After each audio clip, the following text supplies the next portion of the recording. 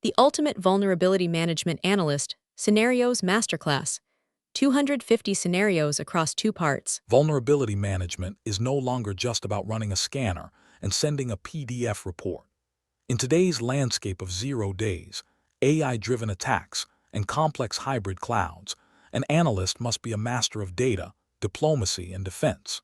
We have compiled 250 real-world scenarios, the largest collection ever created, to prepare you for any interview and any production crisis you will face in your career. Here is how this 250 scenarios are divided into 2 parts. 2-part series roadmap. To ensure we cover every technical and strategic angle, we have divided this masterclass into 2 comprehensive parts. Part 1. The engine room. This video focusing on core operations, incident response, asset visibility, and resolving the daily friction of enterprise challenges. Part 2. The frontier, diving into advanced threats, automation SOAR, ransomware defense, emerging AI tech, and executive risk strategy. Together, these parts form a complete blueprint for mastery. Let's dive into Part 1. Part 1. The core operations and enterprise front lines. In this first video, we explore the day-to-day reality of a vulnerability management analyst. We will cover the first 120 scenarios, ranging from mass-scale detection spikes to managing the friction between security and business operations. This is where the foundation of a resilient security program is built. Part 1. Categories 1 to 12, 120 scenarios. Here are the domain categories we are going to cover in this video. Category 1. Mass-critical vulnerability scenarios. Category 2. Zero-day and emergency response scenarios. Category 3. False positive and validation logic scenarios. Category 4. Patch refusal and business resistance scenarios. Category 5. Asset visibility and unknown assets scenarios. Category 6. Active exploitation and correlation scenarios. Category 7. Legacy system and EOL management scenarios. Category 8. Cloud and container security scenarios. Category 9. Reporting and executive pressure scenarios. Category 10. Real enterprise workflow scenarios. Category 11. Threat intelligence-driven VM scenarios. Category 12. Exposure and attack surface management scenarios. Total 120 scenarios for Part 1. Let's begin Category 1. Category 1. Mass-critical vulnerability scenarios. Vulnerability management is often a game of data integrity. This category explores the massive spike, those moments when your dashboard explodes overnight. We test your ability to distinguish between a genuine enterprise-wide crisis and a technical glitch in your scanning tools, ensuring you do not cry wolf to the infrastructure teams. Category 1. Mass-critical scenarios 1 to 10. Here are the 10 scenarios covering mass-scale vulnerability events. Scenario 1. Validating a 40,000 critical finding spike after a plugin update. Scenario 2. Troubleshooting dirty scans on previously clean gold images. Scenario 3. Explaining a 300% volume increase to non-technical leadership. Scenario 4. Distinguishing legitimate Windows-wide flaws from false positive plugins. Scenario 5. Prioritizing a massive spike in high exploitability vulnerabilities.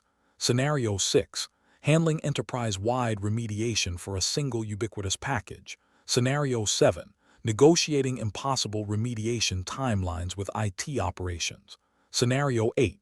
Reducing ticket fatigue caused by high-volume automated scanning. Scenario 9. Resolving duplicate data counts that are inflating risk metrics. Scenario 10. Managing unrealistic 40-hour remediation demands from executives. Let's dive into the deep dive answers for mass-critical scenarios. Scenario 1. Your vulnerability management dashboard suddenly reports 40,000 new critical vulnerabilities following a routine scanner plugin update, triggering emergency alerts for the CISO. This massive spike risks paralyzing the remediation teams. What is your first action? Answer: this is likely a scanner logic shift rather than a massive breach. I would validate the data using these steps. 1. Analyze discovery timestamps. Use the vulnerability workbench to filter for findings discovered in the last 24 hours. If all 40,000 share the exact same discovery second, it indicates a scanner plugin update rather than a natural discovery. 2. Review plugin release notes. Check the vendors, for example, Tenable, Quali's recent release notes to see if a version check logic was modified for a common software like Microsoft Edge or Chrome. 3. Perform a differential scan. Select a small sample of 5 to 10 vulnerable assets and run a localized scan with a debug log enabled to see why the plugin is triggering. 4. Sanity check the CMDB. Cross-reference the affected software with your inventory. If the scanner claims a software is present on 10,000 Linux servers that are actually Windows-based, you have confirmed a false positive. Pro tip: always check the plugin publication date. If a plugin is several years old but just triggered on thousands of machines today, it means the scanner's detection logic was recently broadened, often leading to over-reporting on patched systems. Scenario 2. A scheduled scan suddenly reports thousands of critical findings on gold image servers that were previously considered clean and fully patched. This has halted production deployments. How do you validate the situation? Answer: when gold images fail, it indicates either a new zero-day or a scanner credential failure. I would troubleshoot as follows. 1. Verify authentication success. Check the authentication plugin result, for example, plugin ID 21745 in Nessus. If the scanner lost credentialed access, it may fall back to unauthenticated checks which guess versions and produce dirty data. 2. Check the scan template changes. Determine if a recent update to the scan policy enabled paranoid mode or show potential vulnerabilities, which include unverified findings. 3. Manual verification SSH or RDP. Log into one affected gold image and manually check the version of the affected binary to see if the scanner is misreading the file path. 4. Check for backported patches. In Linux environments like RHEL, security fixes are often backported to older versions. Ensure the scanner is configured to recognize backported patches to avoid false version-based triggers. Pro tip: if the authentication was successful, look at the plugin output field. It will show you exactly which registry key or file version caused the trigger. If that file does not exist on the image, you have a clear case for a vendor support ticket. Scenario 3. After implementing authenticated scanning across the enterprise, your total vulnerability count jumps by 300% in a single week. Senior leadership is demanding an explanation for what looks like a total security collapse. How do you communicate this narrative? Answer: I would frame this not as an increase in risk, but as an increase in visibility. I would explain that previously, we were using unauthenticated scans, the equivalent of looking at a house from the sidewalk. By moving to authenticated scans, we have now walked inside and checked every room. I would show a trend line where risk confidence has improved and use the blind spot metaphor to explain that these vulnerabilities always existed. We just finally have the data to manage them properly. Pro tip: use the detection maturity metric. Show that while the count went up, our understanding of the environment reached 90% coverage, which is a significant win for the VM program's maturity, not a failure of security. Scenario 4. Your scanner detects a critical vulnerability across every single Windows server in the environment, but the Windows team claims they are fully patched via WSUS. How do you determine whether this is a legitimate flaw or a bad plugin? Answer: this conflict usually stems from a pending reboot or a superseded patch issue. I would investigate using these steps. 1. Check the reboot required plugin. Look for a finding that indicates a pending reboot. Windows often requires a restart to swap the vulnerable DLL file in memory. Without the reboot, the scanner still sees the old file. 2. Analyze the KBA mapping. Check if the Microsoft Knowledge Base KBA article identified by the scanner is superseded. Sometimes a newer patch is installed, but the specific registry key from the older KBA was never updated. 3. Verify registry versus file logic. Determine if the scanner is checking a registry value or a file version. If the registry says V1 but the actual file on disk is V2, the scanner might be misconfigured. 4. Run a local script. Use a PowerShell script to query the get hot fix list on an affected machine to prove to the Windows team whether the specific security update is physically present. Pro tip: look for feature pack dependencies. Some Windows patches require a specific enablement package to be activated. The patch might be installed but not active, leading to a legitimate critical finding that the OS team thinks they fixed. Scenario 5. Your VM dashboard shows a massive spike in exploitable vulnerabilities after a new exploit DB release. With limited resources, how do you prioritize which ones to fix first? Answer: I would move beyond CVSS scores and use contextual prioritization based on the following hierarchy. 1. CISA KEV integration. Check if the vulnerability is on the CISA known exploited vulnerabilities catalog. If it is being actively used in the wild, it moves to the top of the list regardless of CVSS. 2. Asset criticality CMDB. Cross-reference the vulnerability with your crown jewel assets. A medium vulnerability on a domain controller is more urgent than a critical on a lab workstation. 3. Network exposure. Prioritize vulnerabilities that are internet-facing or located in the DMZ over those that are deep within a segmented internal network. 4. Exploit maturity. Filter for findings where a functional or high exploit code is publicly available, for example, Metasploit modules, as these pose an immediate script kiddie threat. Pro tip: use the EPSS Exploit Prediction Scoring System score. EPSS tells you the probability of a vulnerability being exploited in the next 30 days. High EPSS plus high asset value equals immediate emergency patch. The universal interview tip. Whenever you ask a tech VP or an industry mentor how to crack a tough interview, they all give you the exact same tip. Get familiar with the most commonly asked interview questions. It sounds simple, right? But here is the problem. The search nightmare. Finding the actual most commonly asked questions for senior roles is a nightmare. Generic Google searches only give you basic textbook definitions, and those will not help you clear a lead architect or senior engineer round where production reality matters. Imagine a master vault. Now, imagine a vault where the absolute most commonly asked interview questions for your specific role are already collected for you, perfectly organized by interview rounds like 1. Most commonly asked technical-based question and answers. 2. Most commonly asked scenario-based question and answers. 3. Most commonly asked real-world problem-solving question and answers. 4. Most commonly asked system design question and answers. 5. Most commonly asked behavioral-based question and answers. Cross-domain mastery. I built the ACE Interviews Master Vault for the modern architect. We did not just do this for one role. We covered everything: SAP, cybersecurity, DevOps, software testing, data engineering, Java, and Python. The ultimate all-access deal. Instead of paying for individual PDFs, you can now unlock our entire database. Get over 1,000 plus PDFs containing 50,000 plus of the most asked question and answers for a mere 1,499 rupees a month. The elite transformation. Stop studying just to pass. Equip yourself with the cross-domain confidence of a true architect and walk out of your next interview choosing between 2 or 3 elite job offers. Unlock the vault now. The era of buying individual guides is over. Click the link in the video description below right now to unlock the Master Vault. Now, let's get back to the Masterclass. Scenario 6.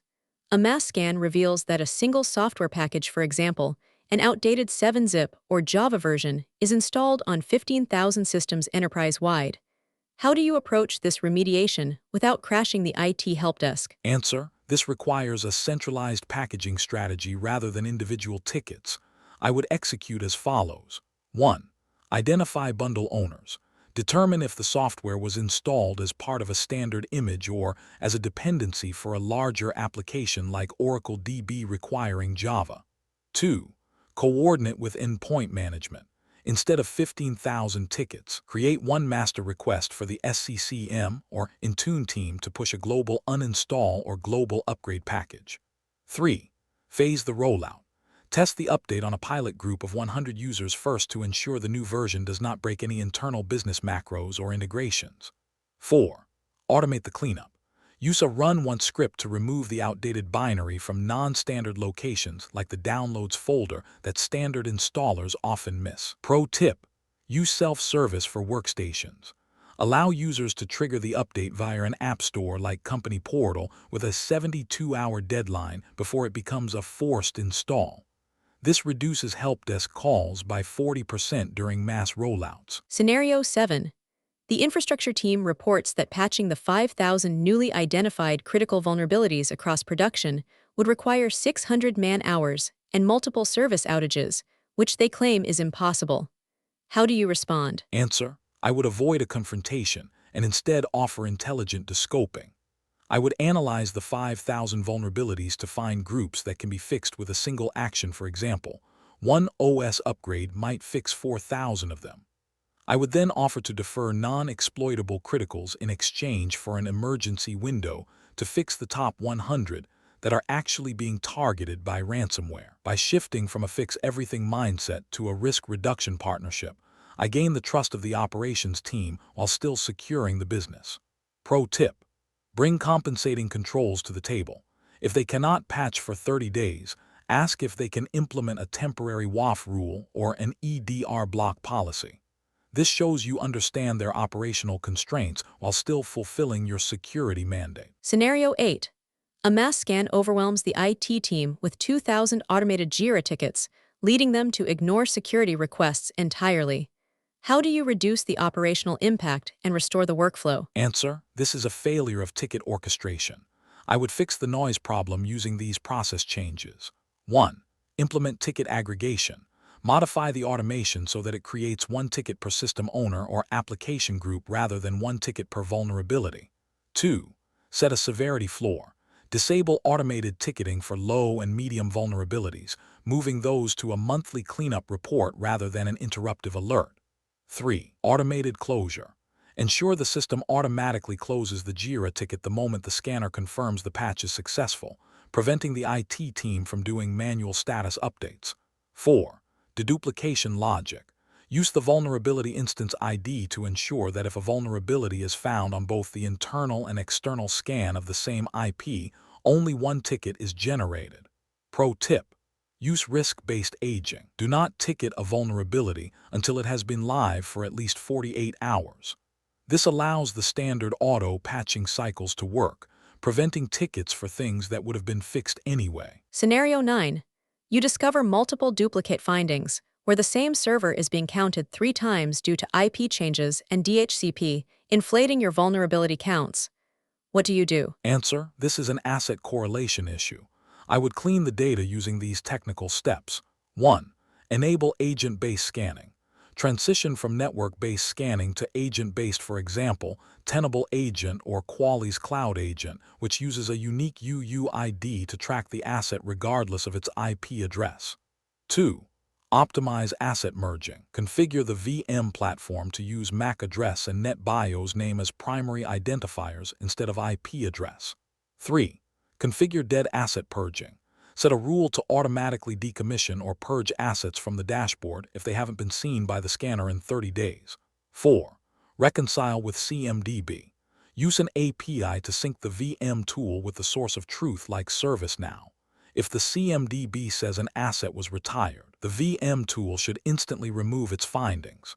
Pro tip: beware of multi-homed servers, those with 2 NICs. They often appear as 2 different hosts in scans. Always check for duplicate UUIDs in the raw scan data to merge these records and keep your risk reporting accurate. Scenario 10. Following a high-profile news report, an executive demands that all critical vulnerabilities be fixed in 48 hours. You know this is physically impossible. How do you handle these unrealistic expectations? Answer: I would use a data-driven reality check. I would provide a report showing the total number of criticals, for example, 10,000, and the average time to patch for the organization. I would then offer an agile compromise. I will identify the top 1% of criticals, those that are internet-facing and have known exploits, and commit to fixing those in 48 hours. By agreeing to the timeline but negotiating the scope to focus on the highest risk, I satisfy the executive's need for action while maintaining a realistic workload for IT. Pro tip: keep an emergency response policy pre-signed by leadership. This policy should define what constitutes a 48-hour event, for example, an actively exploited 0-day. Having this definition ready prevents executives from declaring emergencies for standard vulnerabilities. Category 1 Conclusion. Mass critical scenarios are the ultimate test of an analyst's data literacy. By mastering the art of noise reduction, asset correlation, and strategic negotiation with IT, you ensure that the vulnerability management program is seen as a source of truth rather than a source of frustration. Stockpiling findings is easy. Translating them into actionable, realistic risk reduction is the hallmark of an expert. The universal interview tip. Whenever you ask a tech VP or an industry mentor how to crack a tough interview, they all give you the exact same tip. Get familiar with the most commonly asked interview questions. It sounds simple, right? But here is the problem. The search nightmare. Finding the actual most commonly asked questions for senior roles is a nightmare. Generic Google searches only give you basic textbook definitions, and those will not help you clear a lead architect or senior engineer round where production reality matters. Imagine a master vault. Now, imagine a vault where the absolute most commonly asked interview questions for your specific role are already collected for you, perfectly organized by interview rounds like 1. Most commonly asked technical-based question and answers. 2. Most commonly asked scenario-based question and answers. 3. Most commonly asked real-world problem-solving question and answers. 4. Most commonly asked system design question and answers. 5. Most commonly asked behavioral-based question and answers. Cross-domain mastery. I built the ACE Interviews Master Vault for the modern architect. We did not just do this for one role. We covered everything: SAP, cybersecurity, DevOps, software testing, data engineering, Java, and Python. The ultimate all-access deal. Instead of paying for individual PDFs, you can now unlock our entire database. Get over 1,000 plus PDFs containing 50,000 plus of the most asked question and answers for a mere 1,499 rupees a month. The elite transformation. Stop studying just to pass. Equip yourself with the cross-domain confidence of a true architect and walk out of your next interview choosing between 2 or 3 elite job offers. Unlock the vault now. The era of buying individual guides is over. Click the link in the video description below right now to unlock the Master Vault. Now, let's get back to the Masterclass. Transition from Category 1 to Category 2. While mass criticals often involve cleaning up technical debt and scanner noise, some vulnerabilities are so dangerous they bypass every standard process we own. When a new exploit is released for a VPN or firewall that has no available patch, the rules of the game change instantly. We are moving from data cleanup to crisis management. Welcome to zero-day and emergency response. Let's explore Category 2. Category 2. Zero-day and emergency response scenarios. Emergency response is where minutes matter. This category tests your ability to operate under extreme pressure when a patch does not exist yet, or when active exploitation is already occurring in your industry. You will be evaluated on your speed of identification, your ability to suggest compensating controls, and your skill in managing executive panic during a global security event. Category 2. Zero-day and emergency response scenarios 11 to 20. Here are the 10 scenarios for high-pressure emergency vulnerability response. Scenario 11. Executing a response process for an actively exploited VPN zero-day. Scenario 12. Responding to a CISA KEV catalog addition affecting internal assets. Scenario 13. Handling threat intel regarding ransomware actors targeting internal CVEs. Scenario 14. Reducing risk for a zero-day with no available vendor patch. Scenario 15. Providing rapid, accurate answers to executives regarding a new CVE. Scenario 16. Identifying exposed internet-facing assets during active exploitation. Scenario 17. Delivering hourly metrics to leadership during a critical security event. Scenario 18. Recommending compensating controls during vendor patch delays. Scenario 19. Using alternative detection methods when scanners lack zero-day signatures. Scenario 20. Initiating response for suspected exploitation prior to official IOC publication. Total 10 scenarios for emergency response. Let's dive in. Scenario 11. A critical VPN zero-day is being actively exploited worldwide, and your organization relies on this specific vendor for all remote access. The board is demanding an immediate status report. Walk through your response process. Answer: in a zero-day event, I follow an accelerated identification to mitigation workflow. 1. Immediate asset identification. Use the VM tool's asset search to pull every IP and hostname associated with that specific VPN vendor across the global environment. 2. Verify exposure.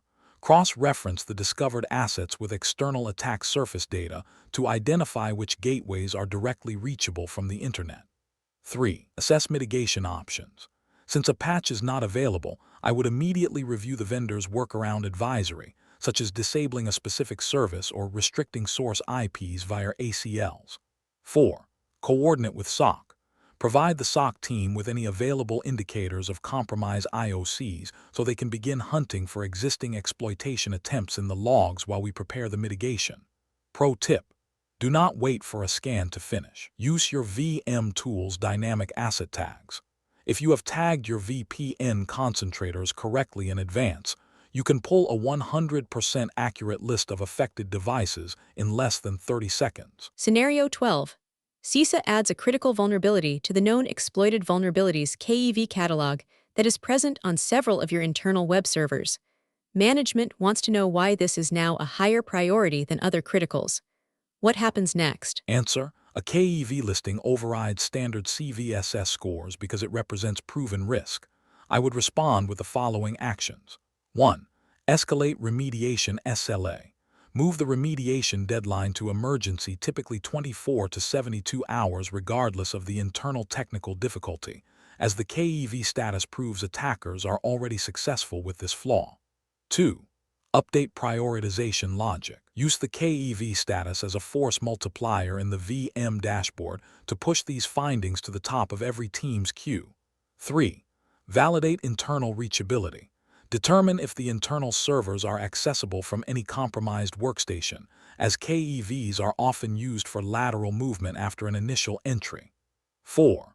Formal documentation. Document the KEV status in the remediation ticket to provide the reason for urgency to the infrastructure team, reducing pushback on emergency maintenance. Pro tip: use an API to sync the CISA KEV JSON feed directly into your VM platform. This allows you to automatically auto-critical any finding the moment CISA updates their list, removing the need for manual analysis. Scenario 13. Threat intelligence reports that a ransomware group is currently targeting a specific CVE that exists on 50 of your internal file servers. You have a patch window in 2 weeks, but the risk is immediate. What is your first move? Answer: this is a threat to vulnerability correlation event. I would initiate an emergency intervention. 1. Initiate emergency patching. Request an out-of-band maintenance window, using the active ransomware threat as the justification to bypass the 2-week delay. 2. Verify EDR coverage. Work with the endpoint team to ensure blocking mode is active on those 50 servers for any behavior-based exploitation tied to that CVE. 3. Review network segmentation. Work with the network team to temporarily isolate these servers from non-essential internal segments to prevent lateral movement if one is compromised. 4. Audit administrative access. Ensure that no domain admin credentials are cached on those vulnerable servers, as this is the primary goal for ransomware actors post-exploitation. Pro tip: if you cannot patch immediately, look for virtual patching options in your IPS or WAF. Many modern firewalls can virtually patch a CVE by inspecting the traffic and blocking the specific exploit string before it hits the server. Scenario 14. A 0-day vulnerability is announced with no patch available from the vendor, and it affects a core component of your web infrastructure. How do you reduce risk while the business continues to run the vulnerable software? Answer: in the absence of a patch, my strategy shifts to reducing the attack surface and increasing detection. I would first look for a configuration-based workaround, such as disabling the vulnerable feature or service if it is not critical for the business. If the feature is required, I would implement geographic blocking or IP whitelisting at the edge to limit exposure to known, trusted locations. Simultaneously, I would deploy custom detection signatures to the SIM to alert on any exploit like traffic patterns, ensuring we have a tripwire in place while we wait for the vendor's fix. Pro tip: check for micro-segmentation opportunities. If the vulnerable service only needs to talk to a specific database, lock down its network communication to only that path. This zero-trust approach prevents a compromised 0-day from becoming a full-scale network breach. Scenario 15. An executive sends you a news article about a newly announced CVE and asks, "Are we affected by this?" They need an answer in 15 minutes for a board call. How do you provide a fast, professional response? Answer: I would avoid a simple yes or no and instead provide a risk summary. I would quickly search our asset inventory for the software name and version mentioned in the article. My response would follow this structure. 1. The exposure status, how many assets have it. 2. The exposure context, are they internet-facing or internal. And 3.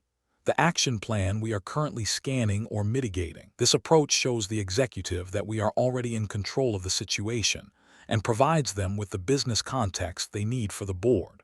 Pro tip: create an emergency executive template. Having a pre-formatted 3-bullet summary ready to go allows you to fill in the data and send it in 5 minutes, making the VM team look incredibly proactive and organized. The universal interview tip. Whenever you ask a tech VP or an industry mentor how to crack a tough interview, they all give you the exact same tip. Get familiar with the most commonly asked interview questions. It sounds simple, right? But here is the problem. The search nightmare. Finding the actual most commonly asked questions for senior roles is a nightmare.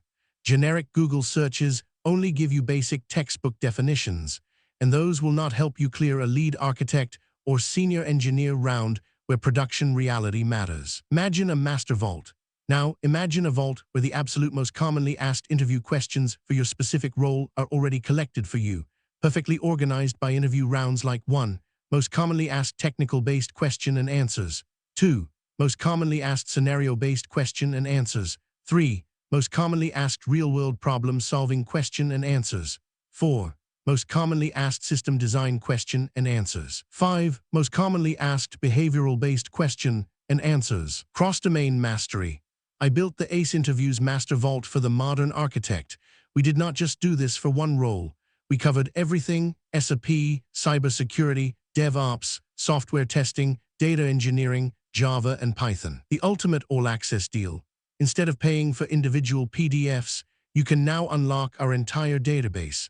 Get over 1,000 plus PDFs containing 50,000 plus of the most asked question and answers for a mere 1,499 rupees a month. The elite transformation. Stop studying just to pass. Equip yourself with the cross-domain confidence of a true architect and walk out of your next interview choosing between 2 or 3 elite job offers. Unlock the vault now. The era of buying individual guides is over. Click the link in the video description below right now to unlock the Master Vault. Now, let's get back to the Masterclass. Scenario 16. Internet-facing devices are discovered to be vulnerable to an active, high-speed exploitation campaign. Your internal asset inventory is 24 hours old. How do you identify every exposed asset in real time? Answer: I would pivot to external attack surface management (EASM) techniques for real-time visibility. 1. Perform an external discovery scan. Launch a targeted discovery-only scan of all known public IP ranges to identify what services are actually responding right now. 2. Leverage third-party intelligence. Use tools like Shodan, Sensis, or Binary Edge to see what the internet sees regarding your infrastructure, which often catches assets not in your internal records. 3. Check DNS logs. Review recent DNS query logs to identify any new or shadow IT subdomains that might be pointing to vulnerable, forgotten cloud instances. 4. Audit cloud provider portals. Log directly into AWS or Azure or GCP consoles to check for any publicly accessible security groups that were recently modified or created. Pro tip: use banner grabbing. In an emergency, a full vulnerability scan is too slow. A simple script that grabs the version banner from an open port can identify 1,000 vulnerable assets in minutes without the overhead of a full security check. Scenario 17. During a critical zero-day event, security leadership requests hourly updates on the remediation status.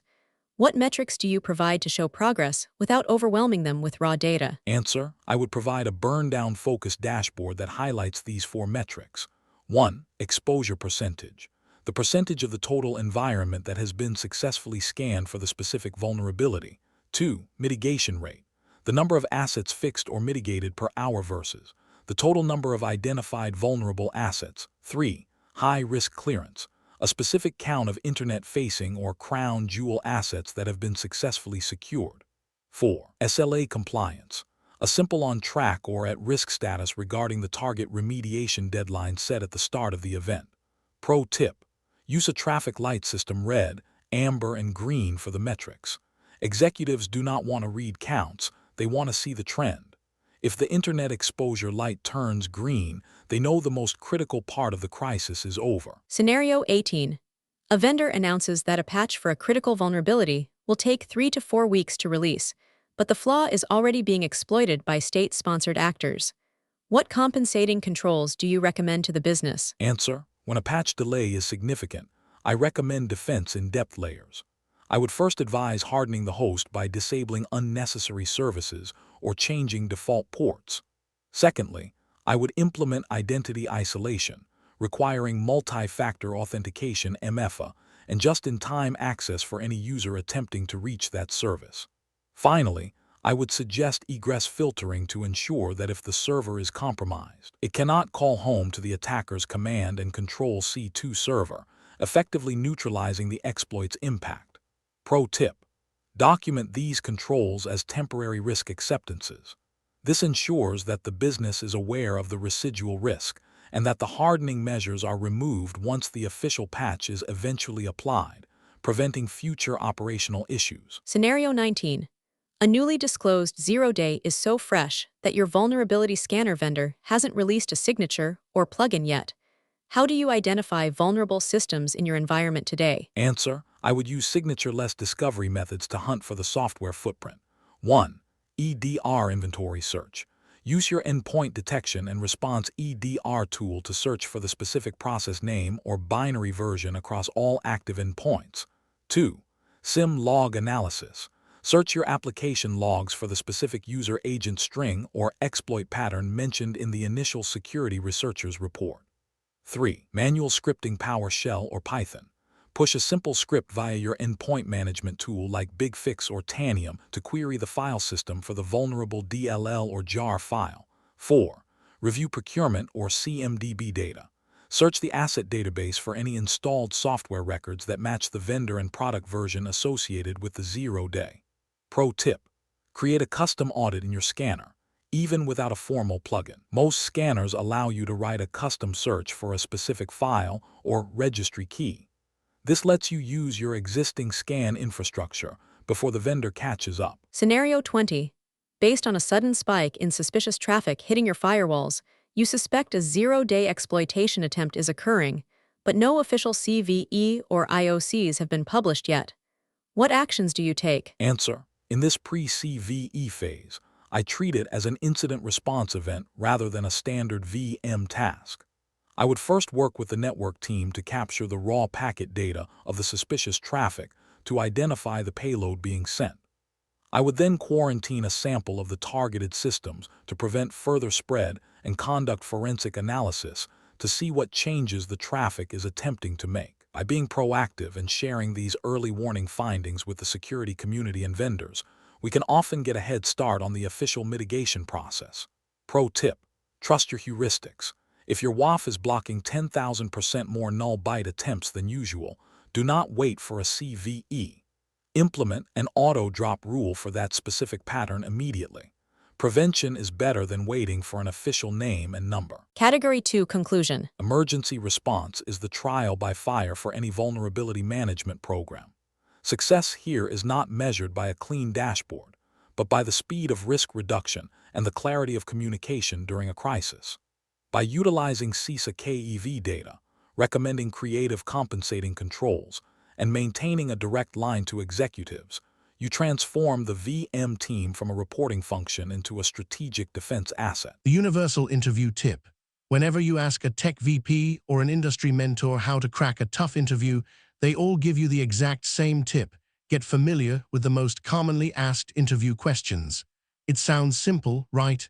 But here is the problem. The search nightmare. Finding the actual most commonly asked questions for senior roles is a nightmare.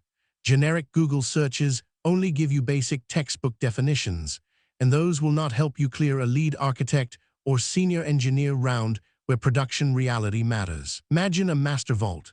Now, imagine a vault where the absolute most commonly asked interview questions for your specific role are already collected for you, perfectly organized by interview rounds like 1. Most commonly asked technical-based question and answers. 2. Most commonly asked scenario-based question and answers. 3. Most commonly asked real-world problem-solving question and answers. 4. Most commonly asked system design question and answers. 5. Most commonly asked behavioral-based question and answers. Cross-domain mastery. I built the ACE Interviews Master Vault for the modern architect.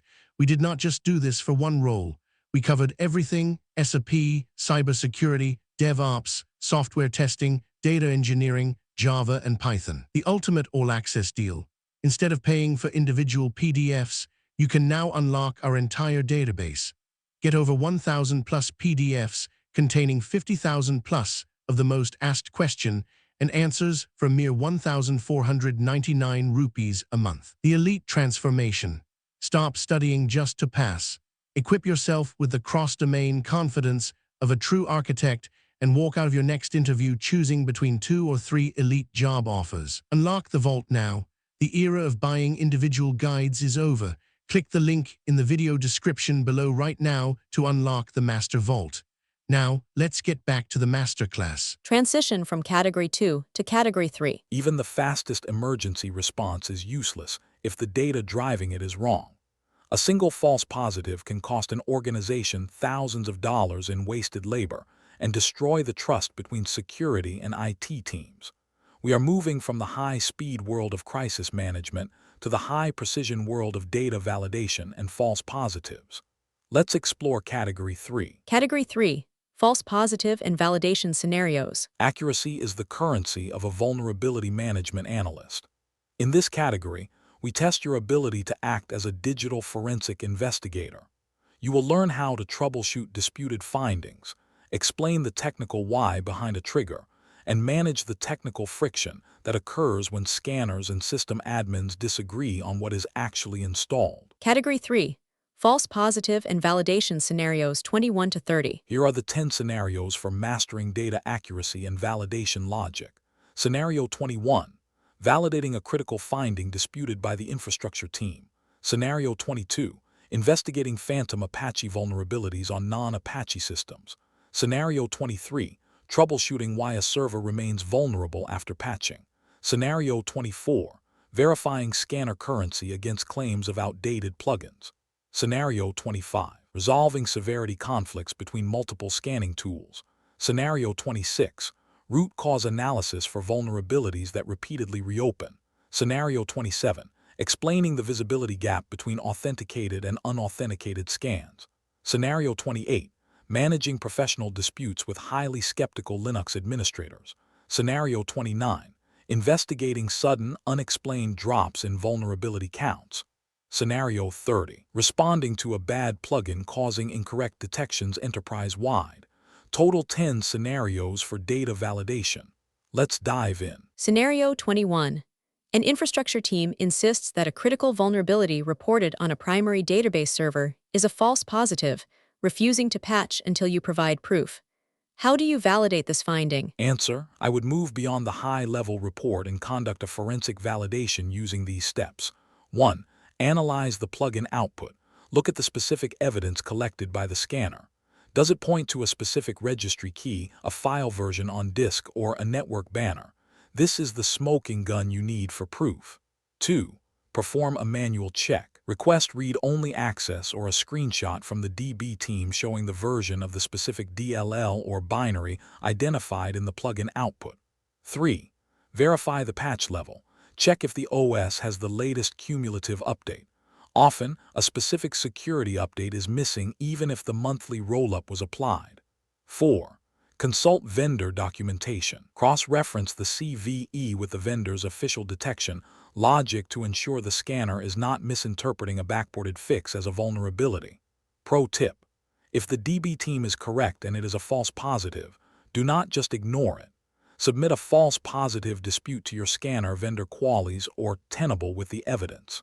This fixes the root cause and prevents the finding from returning in future scans. Scenario 22. A vulnerability scan reports multiple Apache Struts vulnerabilities on a cluster of Windows servers where the team insists Apache is not installed. What do you investigate to find the source of these findings? Answer: this usually indicates embedded or shadow software dependencies. I would investigate using these techniques. 1. Search for embedded libraries. Check for Java archive.jar files inside third-party application folders. Many vendors bundle Apache components inside their own software without listing them in add or remove programs. 2. Check the file path in plugin output. Most scanners list the exact directory where the vulnerable file was found. If it's in C:\program files /third-party app /web server / you have found the culprit. 3. Analyze network banners. Use a tool like curl to grab the HTTP header. If the response header says server Apache, then a web server is definitely running, likely as a background service. 4. Review process lists. Check the running processes for httpd.exe or java.exe instances that are tied to web-based management consoles of other software suites. Pro tip: this is a common issue with management agents for UPS systems, printers, or backup software. They often run a tiny, outdated version of Apache or Tomcat for their web GUI that the IT team completely forgot about. Scenario 23. A remediation team confirms they applied a patch and rebooted a server, but the vulnerability still appears as open in the next scan. What are the possible causes for this persistence? Answer: persistence after patching is usually a failure of file replacement or registry state. I would check the following. 1. Pending reboot status. Confirm if the server actually rebooted. Check the system uptime. Sometimes a pending reboot flag in the registry prevents the new DLL from being loaded into memory. 2. Multiple installations. Check if the software is installed in multiple directories. The team might have patched the version in C:\program files, but the scanner is flagging an old copy in C:\temp or C:\users. 3. Superseded patches. Ensure a newer patch didn't accidentally supersede the fix without including the specific security binary update required for that CVE. 4. Permissions issues. Verify if the system account had the permissions to overwrite the vulnerable file. If the file was in use by a service that didn't stop, the patch may have failed silently. Pro tip: use the last scan versus last observed dates. If last observed is after the patch date, the scanner definitely still sees the flaw. If the dates match the pre-patch scan, the scanner might have just failed to reach that host in the latest run. Scenario 24. During a heated remediation meeting, a team lead claims that your scanner's signatures are 6 months out of date and that the vulnerabilities you are reporting do not exist anymore. How do you technically confirm and defend the scanner's currency? Answer: I would immediately pull the scanner health report and show the last plugin update timestamp, which should ideally be within the last 24 hours. I would then walk the team through a specific plugin ID associated with a recent CVE released in the last 30 days to prove the scanner is identifying modern threats. Finally, I would offer to run a diagnostic scan on a test machine to show them the raw metadata the scanner is retrieving, shifting the conversation from opinion to documented technical fact. Pro tip: check your feed status. If you are using an on-premise scanner console, ensure the sync to the vendor's cloud is successful. If the sync failed, the team might be right. Your console is showing old signatures even if the engine is running. Scenario 25. Your organization uses both an infrastructure scanner and a specialized container scanner. For the same CVE, one reports it as high and the other as critical. Which do you trust, and how do you resolve the conflict? Answer: I do not trust one over the other. I reconcile the scoring model. Infrastructure scanners often use the base CVSS score, while specialized tools may use environmental or contextual scores that account for things like public exploit availability or network reachability. I would look at the vector string for both. If the container scanner upgraded it to critical because it detected the app is internet-facing with no authentication, I would adopt the higher score as the most accurate reflection of the business risk. Pro tip: standardize on a single source of truth for reporting. Even if you use multiple tools, use a vulnerability management dashboard like Kenna or Brinka to normalize all incoming data into a single, unified enterprise risk score. The universal interview tip. Whenever you ask a tech VP or an industry mentor how to crack a tough interview, they all give you the exact same tip.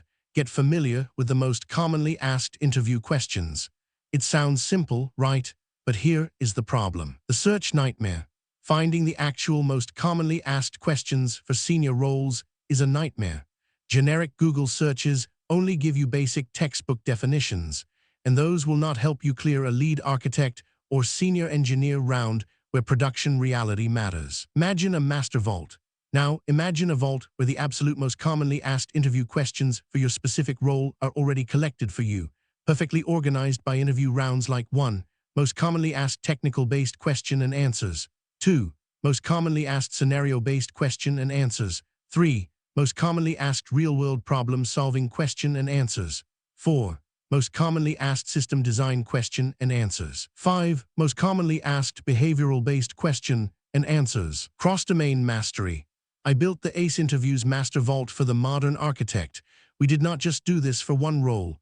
We covered everything: SAP, cybersecurity, DevOps, software testing, data engineering, Java, and Python. The ultimate all-access deal. Instead of paying for individual PDFs, you can now unlock our entire database. Get over 1,000 plus PDFs containing 50,000 plus of the most asked question and answers for a mere 1,499 rupees a month. The elite transformation. Stop studying just to pass.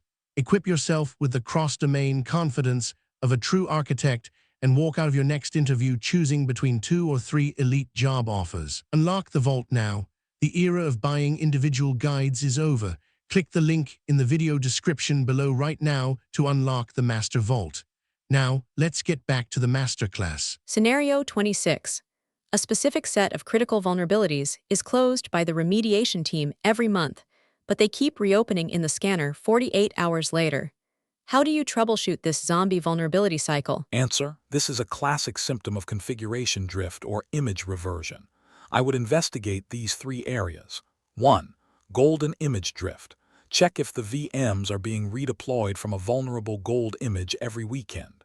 If the base image is not patched, any manual fixes on the live servers will be wiped out during the next deployment. 2.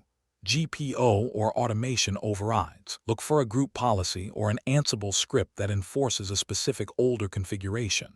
If the security team patches a setting, but the GPO pushes the old setting back an hour later, the vulnerability will reappear. 3. Snapshot reversions. Determine if the dev team is reverting to snapshot after a failed code deployment. Reverting a snapshot takes the OS back in time, often reintroducing vulnerabilities that were previously patched. Pro tip: check the asset UUID. If the UUID changes every time the vulnerability reopens, it means a new machine is being created with the old flaw. If the UUID is the same, the existing machine is being downgraded by an automation tool. Scenario 27. A server shows 5 vulnerabilities in an unauthenticated discovery scan, but 150 vulnerabilities in an authenticated scan. The server owner is confused and thinks the scanner is broken. How do you explain the discrepancy? Answer: I would use the door versus safe analogy. An unauthenticated scan is like a security guard walking around the outside of a building. They can only see what's visible through the windows, open ports, and banners. An authenticated scan is like having the keys to the front door. Once inside, the scanner can look into the closets under the floorboards and inside the safe's registry, file system, and installed patches. I would explain that the 150 vulnerabilities were always there. We just didn't have the internal visibility to see them until now. Pro tip: focus on local versus remote exploits. Unauthenticated scans only find remote vulnerabilities. Authenticated scans find local vulnerabilities that an attacker would use for privilege escalation once they gain an initial foothold on the box. Scenario 28. A senior Linux administrator disputes every single finding from your scanner, claiming the tool does not understand how Linux works and that it is wasting his time. How do you handle this professionally while maintaining security standards? Answer: I would shift from compliance officer to technical partner. I would invite him to a peer review session where we look at the raw plugin output together. I would ask him to show me the specific command he uses to verify patches, for example, rpm-q, a, or dpkg-l, and compare it to the scanner's output. Usually, once an admin sees that the scanner is running the exact same commands they use, the skepticism turns into a conversation about how to automate the fixes. If the scanner is truly wrong, I would acknowledge it immediately and submit the vendor dispute together. Pro tip: Linux admins hate version-only triggers because of backporting. Ensure you explain that your scanner is backport aware. When the scanner says version times is vulnerable, it is because it checked the release string, not just the base version number. Scenario 29. You arrive on Monday morning to find that your enterprise vulnerability count dropped from 50,000 to 5,000 over the weekend. No major patching was scheduled. What do you investigate to ensure the data is still valid? Answer: a 90% drop without patching is usually a scanning failure rather than a security victory. I would investigate the following. 1. Check scan coverage. Review the asset scan count for the weekend. If only 10% of your assets were scanned due to a network outage or a scanner appliance failure, your open vulnerability count will appear to drop. 2. Verify authentication rates.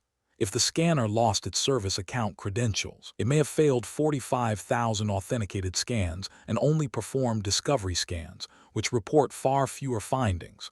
3. Review exclusion lists. Check if someone accidentally added a major IP range like your entire data center to the exclusion or blackout list in the scanner settings. 4.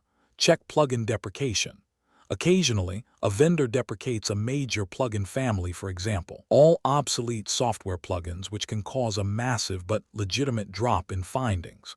Pro tip: monitor your dead asset count. If your scanner's purge policy was recently changed to 1 day instead of 30 days, it might have deleted 45,000 inactive assets from the database, giving you a false sense of security. Scenario 30. A scanner plugin is causing obvious false positive detections on every production server, for example, claiming a non-existent version of PHP is installed. This is generating hundreds of invalid tickets. What are your immediate actions? Answer: my first action is to stop the bleeding by disabling or recasting the specific plugin ID in the scanner console to prevent more invalid tickets. I would then bulk resolve or quarantine the existing tickets in Jira so the IT team stop working on them. Finally, I would open a high-priority ticket with the scanner vendor, for example, Qualys or Tenable, with the debug logs to prove the detection logic is flawed. Once the vendor releases a fixed plugin, I would re-enable the scan and verify the clean results. Pro tip: never just delete a bad plugin's data. Use the recast or exception feature with a clear note. False positive vendor ticket number 1234. This creates an audit trail that explains why the vulnerability disappeared and prevents auditors from thinking you are hiding real risks. Category 3 Conclusion. Accuracy is the foundation of a credible vulnerability management program. By mastering the art of forensic validation and understanding the technical nuances of how scanners trigger, you save thousands of man-hours in wasted labor. When you prove that your data is beyond reproach, you earn the respect of the technical teams who must ultimately perform the remediation. The universal interview tip. Whenever you ask a tech VP or an industry mentor how to crack a tough interview, they all give you the exact same tip. Get familiar with the most commonly asked interview questions. It sounds simple, right? But here is the problem. The search nightmare. Finding the actual most commonly asked questions for senior roles is a nightmare. Generic Google searches only give you basic textbook definitions, and those will not help you clear a lead architect or senior engineer round where production reality matters. Imagine a master vault. Now, imagine a vault where the absolute most commonly asked interview questions for your specific role are already collected for you, perfectly organized by interview rounds like 1. Most commonly asked technical-based question and answers. 2. Most commonly asked scenario-based question and answers. 3. Most commonly asked real-world problem-solving question and answers. 4. Most commonly asked system design question and answers. 5. Most commonly asked behavioral-based question and answers. Cross-domain mastery. I built the ACE Interviews Master Vault for the modern architect. We did not just do this for one role. We covered everything: SAP, cybersecurity, DevOps, software testing, data engineering, Java, and Python. The ultimate all-access deal. Instead of paying for individual PDFs, you can now unlock our entire database. Get over 1,000 plus PDFs containing 50,000 plus of the most asked question and answers for a mere 1,499 rupees a month. The elite transformation. Stop studying just to pass. Equip yourself with the cross-domain confidence of a true architect and walk out of your next interview choosing between 2 or 3 elite job offers. Unlock the vault now. The era of buying individual guides is over. Click the link in the video description below right now to unlock the Master Vault. Now, let's get back to the Masterclass. Transition from Category 3 to Category 4. Even with 100% accurate data and verified findings, your biggest challenge is not the scanner. It is the human element. Security often clashes with revenue, uptime, and operational stability. We are moving from the world of technical accuracy to the world of diplomacy and governance. Welcome to patch refusal and business resistance. Let's explore Category 4. Category 4. Patch refusal and business resistance scenarios. A vulnerability management analyst is often a negotiator. This category tests your ability to handle business owners who prioritize uptime over security, legacy systems that physically cannot be patched, and teams that refuse to take ownership of their risks. You will be evaluated on your ability to find middle ground solutions that protect the organization without paralyzing the business. Category 4. Patch refusal and business resistance 31 to 40. Here are the 10 scenarios for managing organizational conflict and remediation pushback. Scenario 31. Handling a business owner's patch refusal due to strict uptime requirements. Scenario 32. Balancing security needs when patching risks breaking a production app. Scenario 33. Escalating an operations team that repeatedly misses remediation SLAs. Scenario 34. Implementing alternatives for hospital systems that cannot tolerate downtime. Scenario 35. Reducing risk for unpatchable legacy manufacturing systems. Scenario 36. Responding to executive requests for patch postponements during peak season. Scenario 37. Resolving a DBA's refusal to grant authenticated scanner access. Scenario 38. Addressing the securities problem mindset regarding vulnerability ownership. Scenario 39. Coordinating remediation for systems managed by slow third-party vendors. Scenario 40. Following an escalation path for business units that ignore risk notifications. Total 10 scenarios for business resistance. Let's dive in. Scenario 31. A critical business unit owner refuses to allow a patch for an actively exploited vulnerability on an e-commerce platform during a flash sale, citing strict 99.99% uptime requirements. Any downtime would lead to millions in lost revenue. How do you handle this refusal? Answer: I would approach this as a risk acceptance conversation rather than a technical mandate. I would present the business owner with the cost of breach versus cost of downtime analysis, showing that a ransomware event during the sale would be far more catastrophic than a 15-minute scheduled patch. If they still refuse, I would implement an emergency exception that requires their formal signature to accept the financial risk. Simultaneously, I would coordinate with the SOC to place enhanced monitoring on those specific assets to catch any exploitation attempts in real time until the sale concludes. Pro tip: use micro-maintenance windows. Negotiate for a 5-minute window during the lowest traffic hour, for example, 3 a.m. to perform a rolling update where only one server is patched at a time, maintaining 100% availability while still reducing the attack surface. Scenario 32. A mission-critical production application is running on an outdated middleware version. The dev team warns that patching will likely break the application's integration with the legacy backend, causing a total service halt. How do you balance security and operations? Answer: this scenario requires a compensating control strategy. Since the direct patch is too risky for the business, I would work with the network team to wrap the application in a virtual patch using a web application firewall WAF or an intrusion prevention system IPS that can block the specific exploit traffic targeting that middleware. I would then collaborate with the dev team to create a long-term modernization roadmap to replace the legacy integration, ensuring that the risk acceptance has a hard expiration date and is not just ignored forever. Pro tip: implement canary patching. Suggest patching a non-production stage environment that perfectly mirrors production. If it breaks there, you have the data to prove the risk to the business. If it does not, you have the evidence to convince the dev team that the production patch is safe. Scenario 33.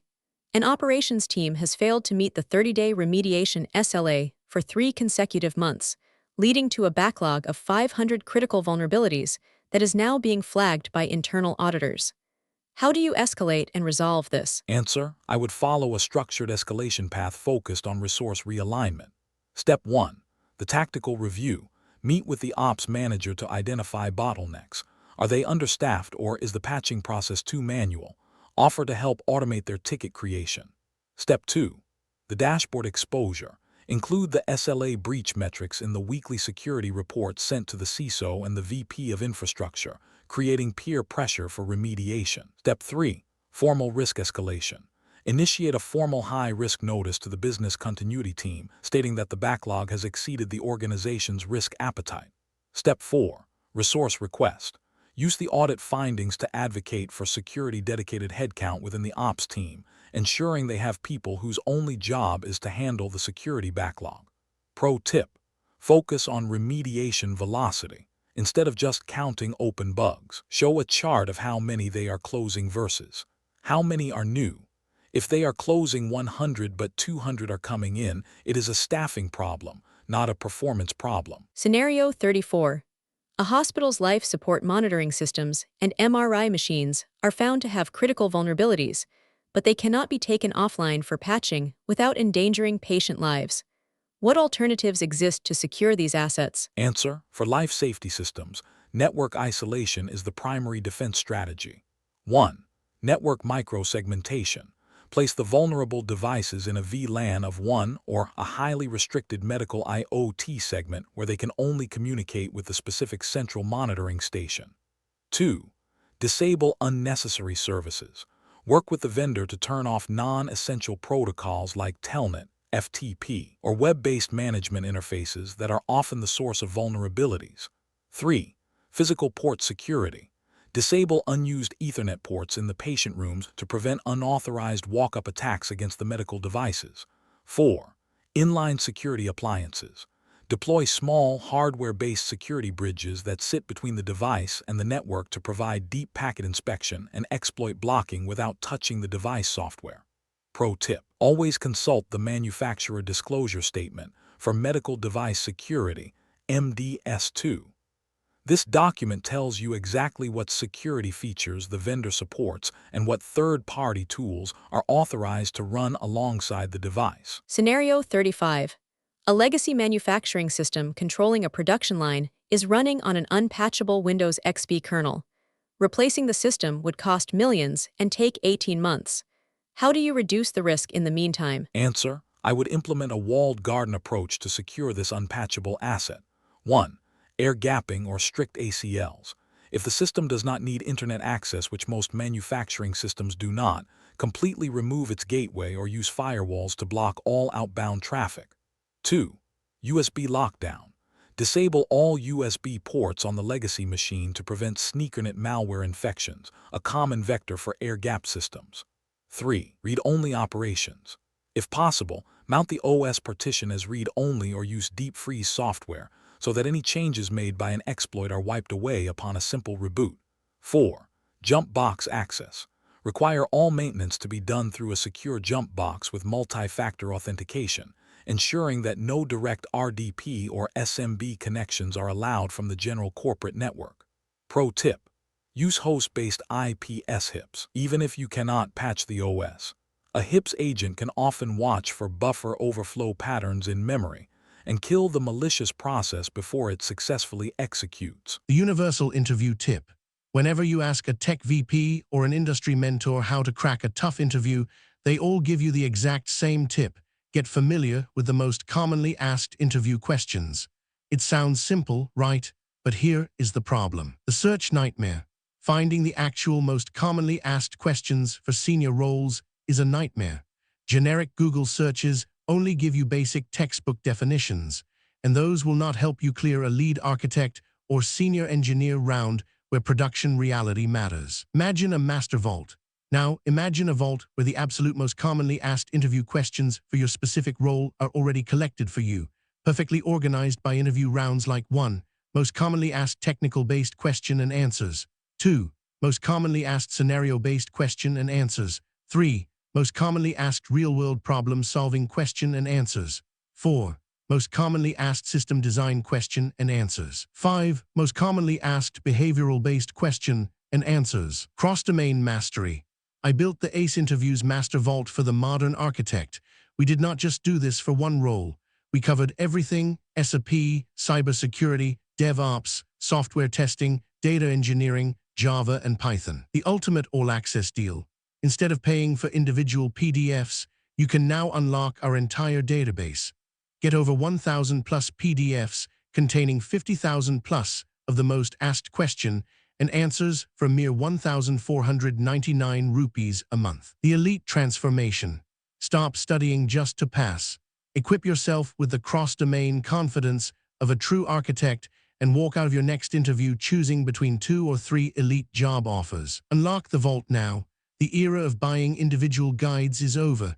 Click the link in the video description below right now to unlock the Master Vault. Now, let's get back to the Masterclass. Scenario 36. During the Black Friday peak business season, the C-suite requests a change freeze that postpones all security patching for 6 weeks, despite a new ransomware strain targeting corporate infrastructure. What is your response? Answer: I would respond with a tiered freeze proposal. I would respect the business need for stability by freezing standard and low-risk updates, but I would insist on a break glass clause for vulnerabilities that meet specific high-risk criteria, for example, CVSS 9.0+ and actively exploited in our industry. I would provide a threat briefing to the executives showing that ransomware actors specifically target these freeze periods because they know defenses are static. By negotiating an emergency-only patching path, I protect the business from both downtime and disaster. Pro tip: predefine the break glass criteria in your VM policy before the peak season starts. Getting an executive to agree to a policy in July is much easier than arguing with them during the stress of a November freeze. Scenario 37. A senior database administrator DBA refuses to provide the vulnerability scanner with authenticated access to the production SQL cluster, claiming the scanner's queries will degrade performance and risk data corruption. How do you proceed? Answer: I would resolve this by demonstrating scanner safety through a phased pilot. 1. Low-impact performance testing.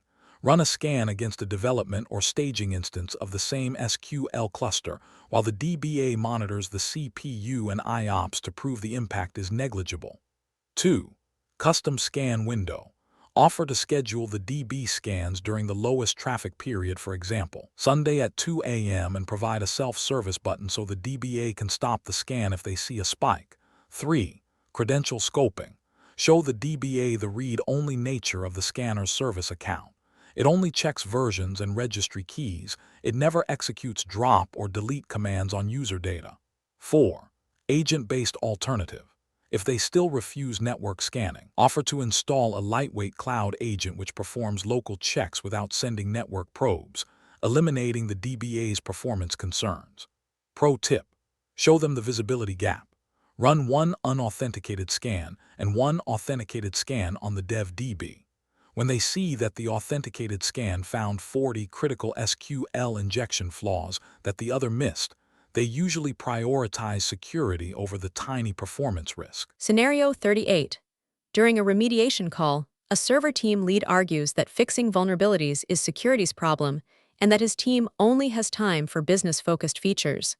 How do you address this ownership gap? Answer: I would reframe vulnerability management as a technical debt and service quality issue rather than a security issue.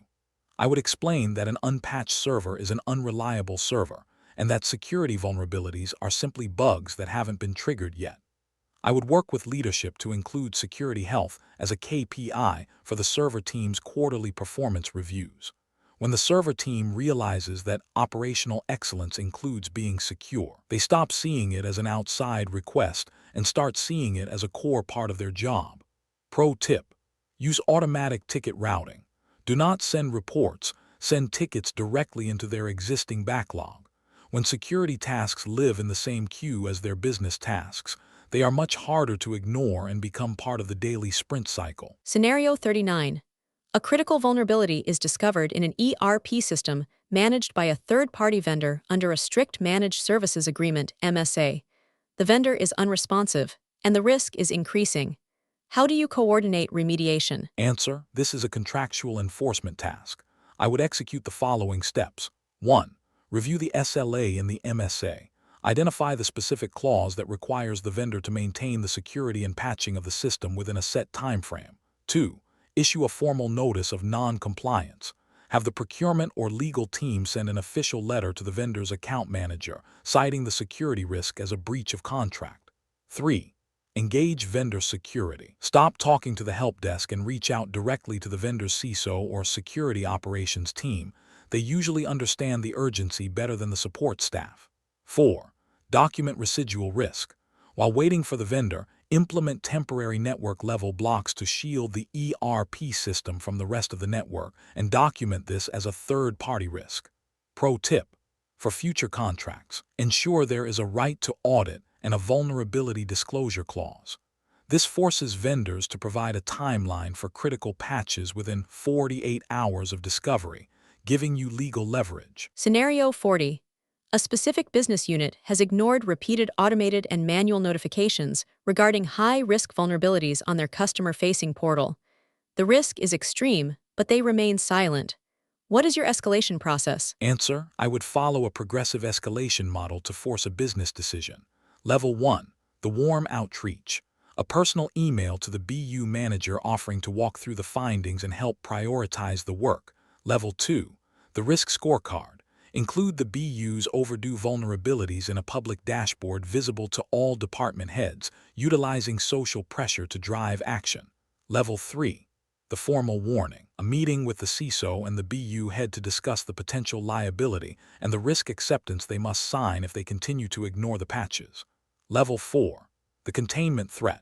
As a last resort, notify the BU that the system will be quarantined or disconnected from the internet on a specific date if the critical flaws remain unaddressed.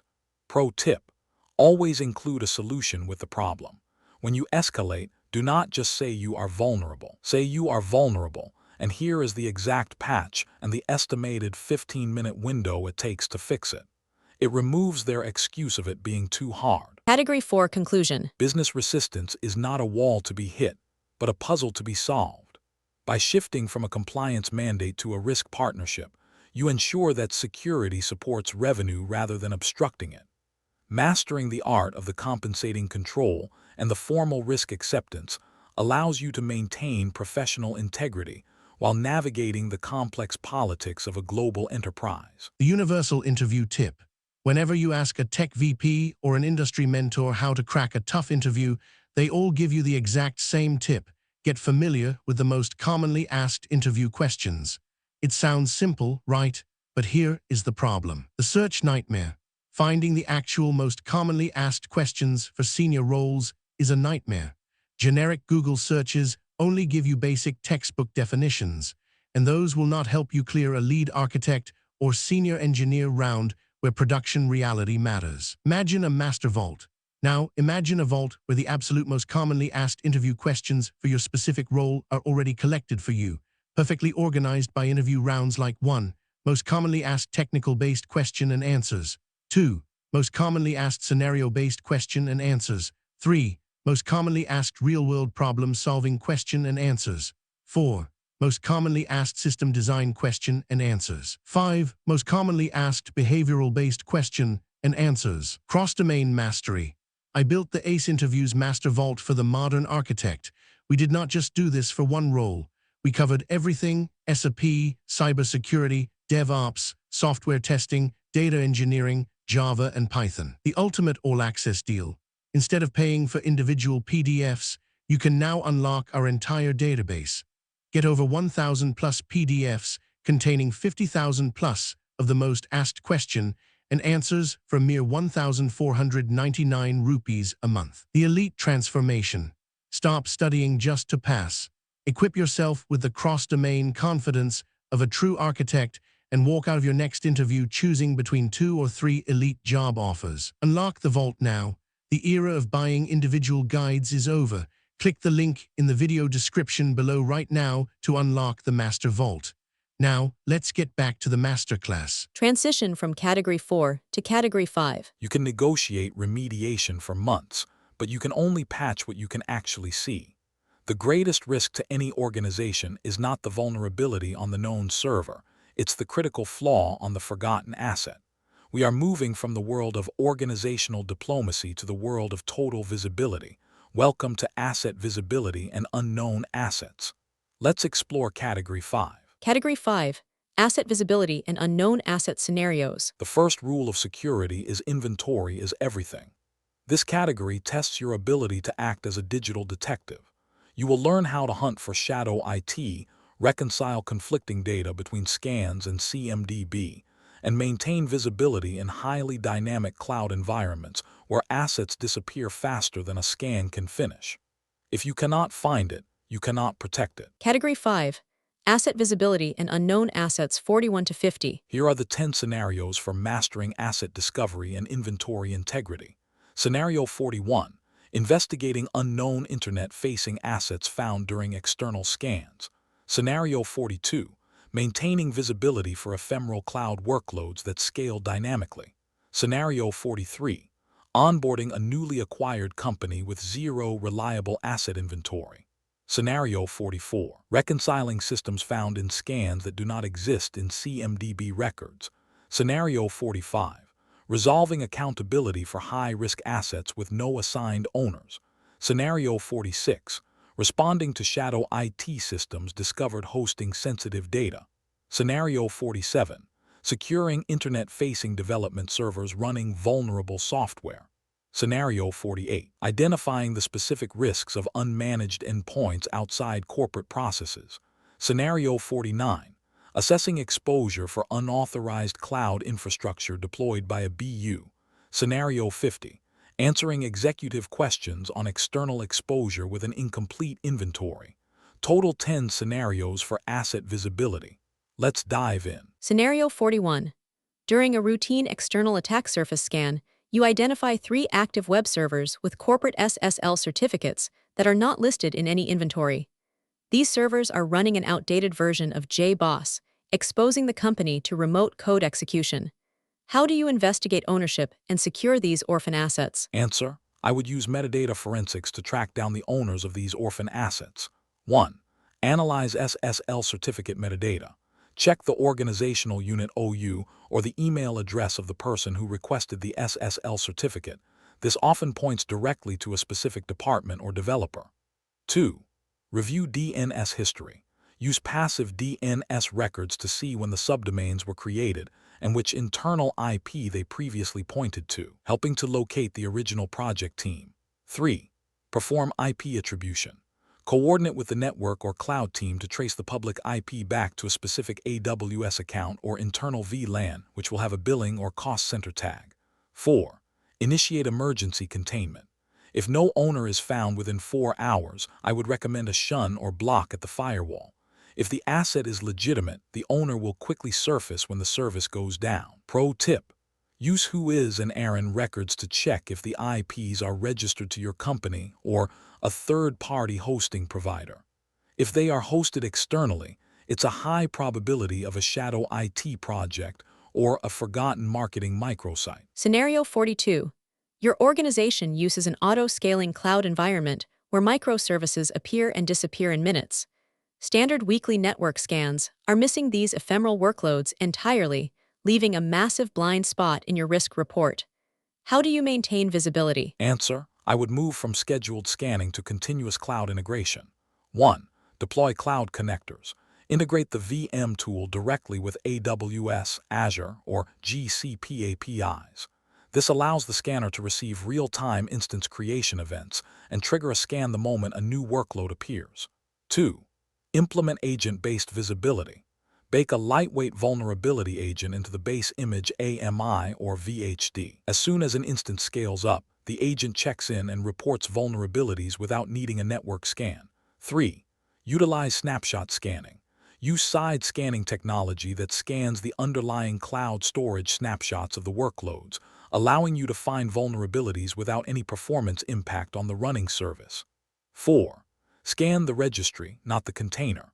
For containerized workloads, focus your visibility on the Container Image Registry ECR or ACR. If the image is secure in the registry, the ephemeral instances will be secure in production. Pro tip: use metadata tagging as a filter. Configure your VM tool to ignore any asset that does not have a termination date tag, while automatically prioritizing those that are tagged as persistent or production critical. Scenario 43. Your company has just acquired a startup that has no reliable asset inventory and no vulnerability management program. You have been given 30 days to onboard them into the corporate VM framework. What is your onboarding strategy? Answer: my strategy would be discover, then classify, then scan. I would first perform a blind discovery scan of their entire network range to establish a baseline of what is responding. I would then deploy a passive network monitor to listen to traffic and identify assets that do not respond to active probes. Once I have a raw list, I would work with their lead engineer to classify assets into critical, internal, and lab. Only after this classification would I deploy authenticated agents to get the deep vulnerability data needed for the final risk report. Pro tip: prioritize the network perimeter first. In an acquisition, the biggest risk is an unknown, insecure entry point into the new network that could be used as a bridge into the parent company. Secure the external-facing assets in the first 48 hours. Scenario 44. Your latest vulnerability scan identifies 500 active systems that do not exist in the official CMDB configuration management database. These systems are unmanaged and potentially unpatched. What does this indicate, and how do you resolve it? Answer: this indicates a process failure in asset lifecycle management. I would resolve the discrepancy as follows. 1. Identify shadow IT versus stale data. Determine if these are new systems deployed outside the change process shadow IT or old systems that were physically retired but never removed from the network ghost assets. 2. Automate the reconcilement. Create an automated workflow that flags any newly discovered asset in the VM tool and automatically creates a pending review record in the CMDB. 3. Query DHCP or Active Directory. Cross-reference the IPs with DHCP logs and AD computer accounts. If they are in AD but not the CMDB, it's a simple data entry failure. If they are in neither, it's a high-risk unmanaged device. 4. Enforce no inventory policies. Work with the network team to implement a policy where any device not found in the CMDB is automatically moved to a quarantine VLAN with limited access. Pro tip: look for lab and dev segments. Most CMDB mismatches happen in environments where developers have the autonomy to spin up their own VMs without following the formal procurement or ticketing process. Scenario 45. Your vulnerability report shows 50 critical vulnerabilities on a set of high-traffic servers, but the owner field is blank in the inventory. No one in IT or business claims responsibility for these servers. How do you resolve this accountability gap? Answer: I would use operational fingerprinting to force an owner to surface. I would analyze the last logged on user through the scanner's authenticated data and the installed applications list to see which department's software is running. If that fails, I would work with the network team to throttle the bandwidth to those servers or block a non-essential port. The moment the performance drops, the business owner who relies on that service will open a high-priority ticket, allowing us to identify them and assign formal accountability. Pro tip: check the backup and patching logs. If the server is being backed up, there is a billing code attached to that backup job. Following the money is often the fastest way to find a missing business owner in a large enterprise. The universal interview tip. Whenever you ask a tech VP or an industry mentor how to crack a tough interview, they all give you the exact same tip. Get familiar with the most commonly asked interview questions. It sounds simple, right? But here is the problem. The search nightmare. Finding the actual most commonly asked questions for senior roles is a nightmare. Generic Google searches only give you basic textbook definitions, and those will not help you clear a lead architect or senior engineer round where production reality matters. Imagine a master vault. Now, imagine a vault where the absolute most commonly asked interview questions for your specific role are already collected for you, perfectly organized by interview rounds like 1. Most commonly asked technical-based question and answers. 2. Most commonly asked scenario-based question and answers. 3. Most commonly asked real-world problem-solving question and answers. 4. Most commonly asked system design question and answers. 5. Most commonly asked behavioral-based question and answers. Cross-domain mastery. I built the ACE Interviews Master Vault for the modern architect. We did not just do this for one role.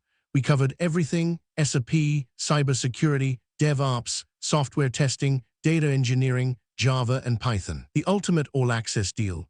Instead of paying for individual PDFs, you can now unlock our entire database. Get over 1,000 plus PDFs containing 50,000 plus of the most asked question and answers for a mere 1,499 rupees a month. The elite transformation. Stop studying just to pass. Equip yourself with the cross-domain confidence of a true architect and walk out of your next interview choosing between 2 or 3 elite job offers. Unlock the vault now.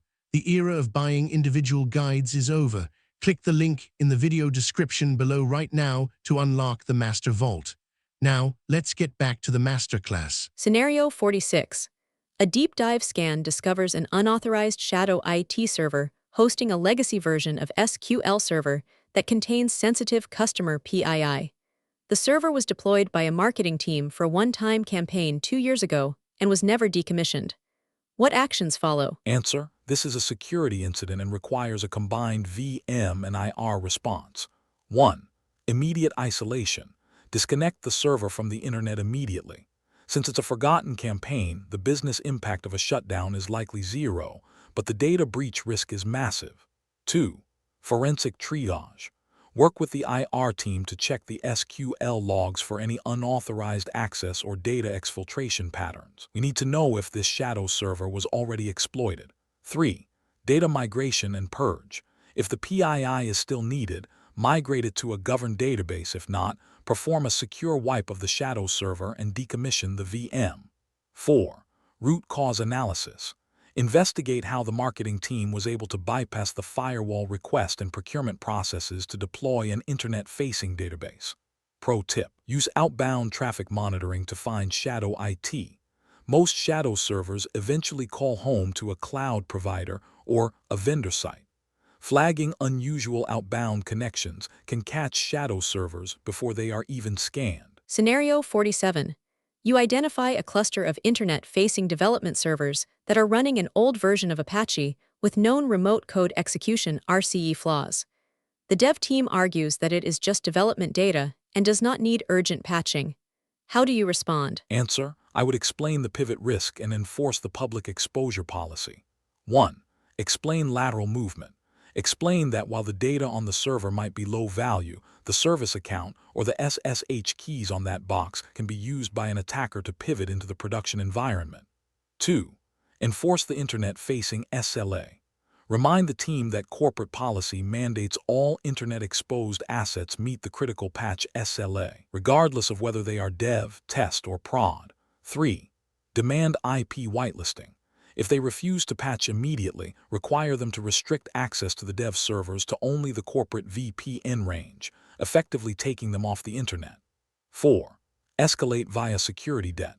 Document the refusal as a high-risk exception that must be signed off by their department head, who may be less willing to accept the liability than the individual developer. Pro tip: dev servers often contain hard-coded credentials for production databases in their configuration files.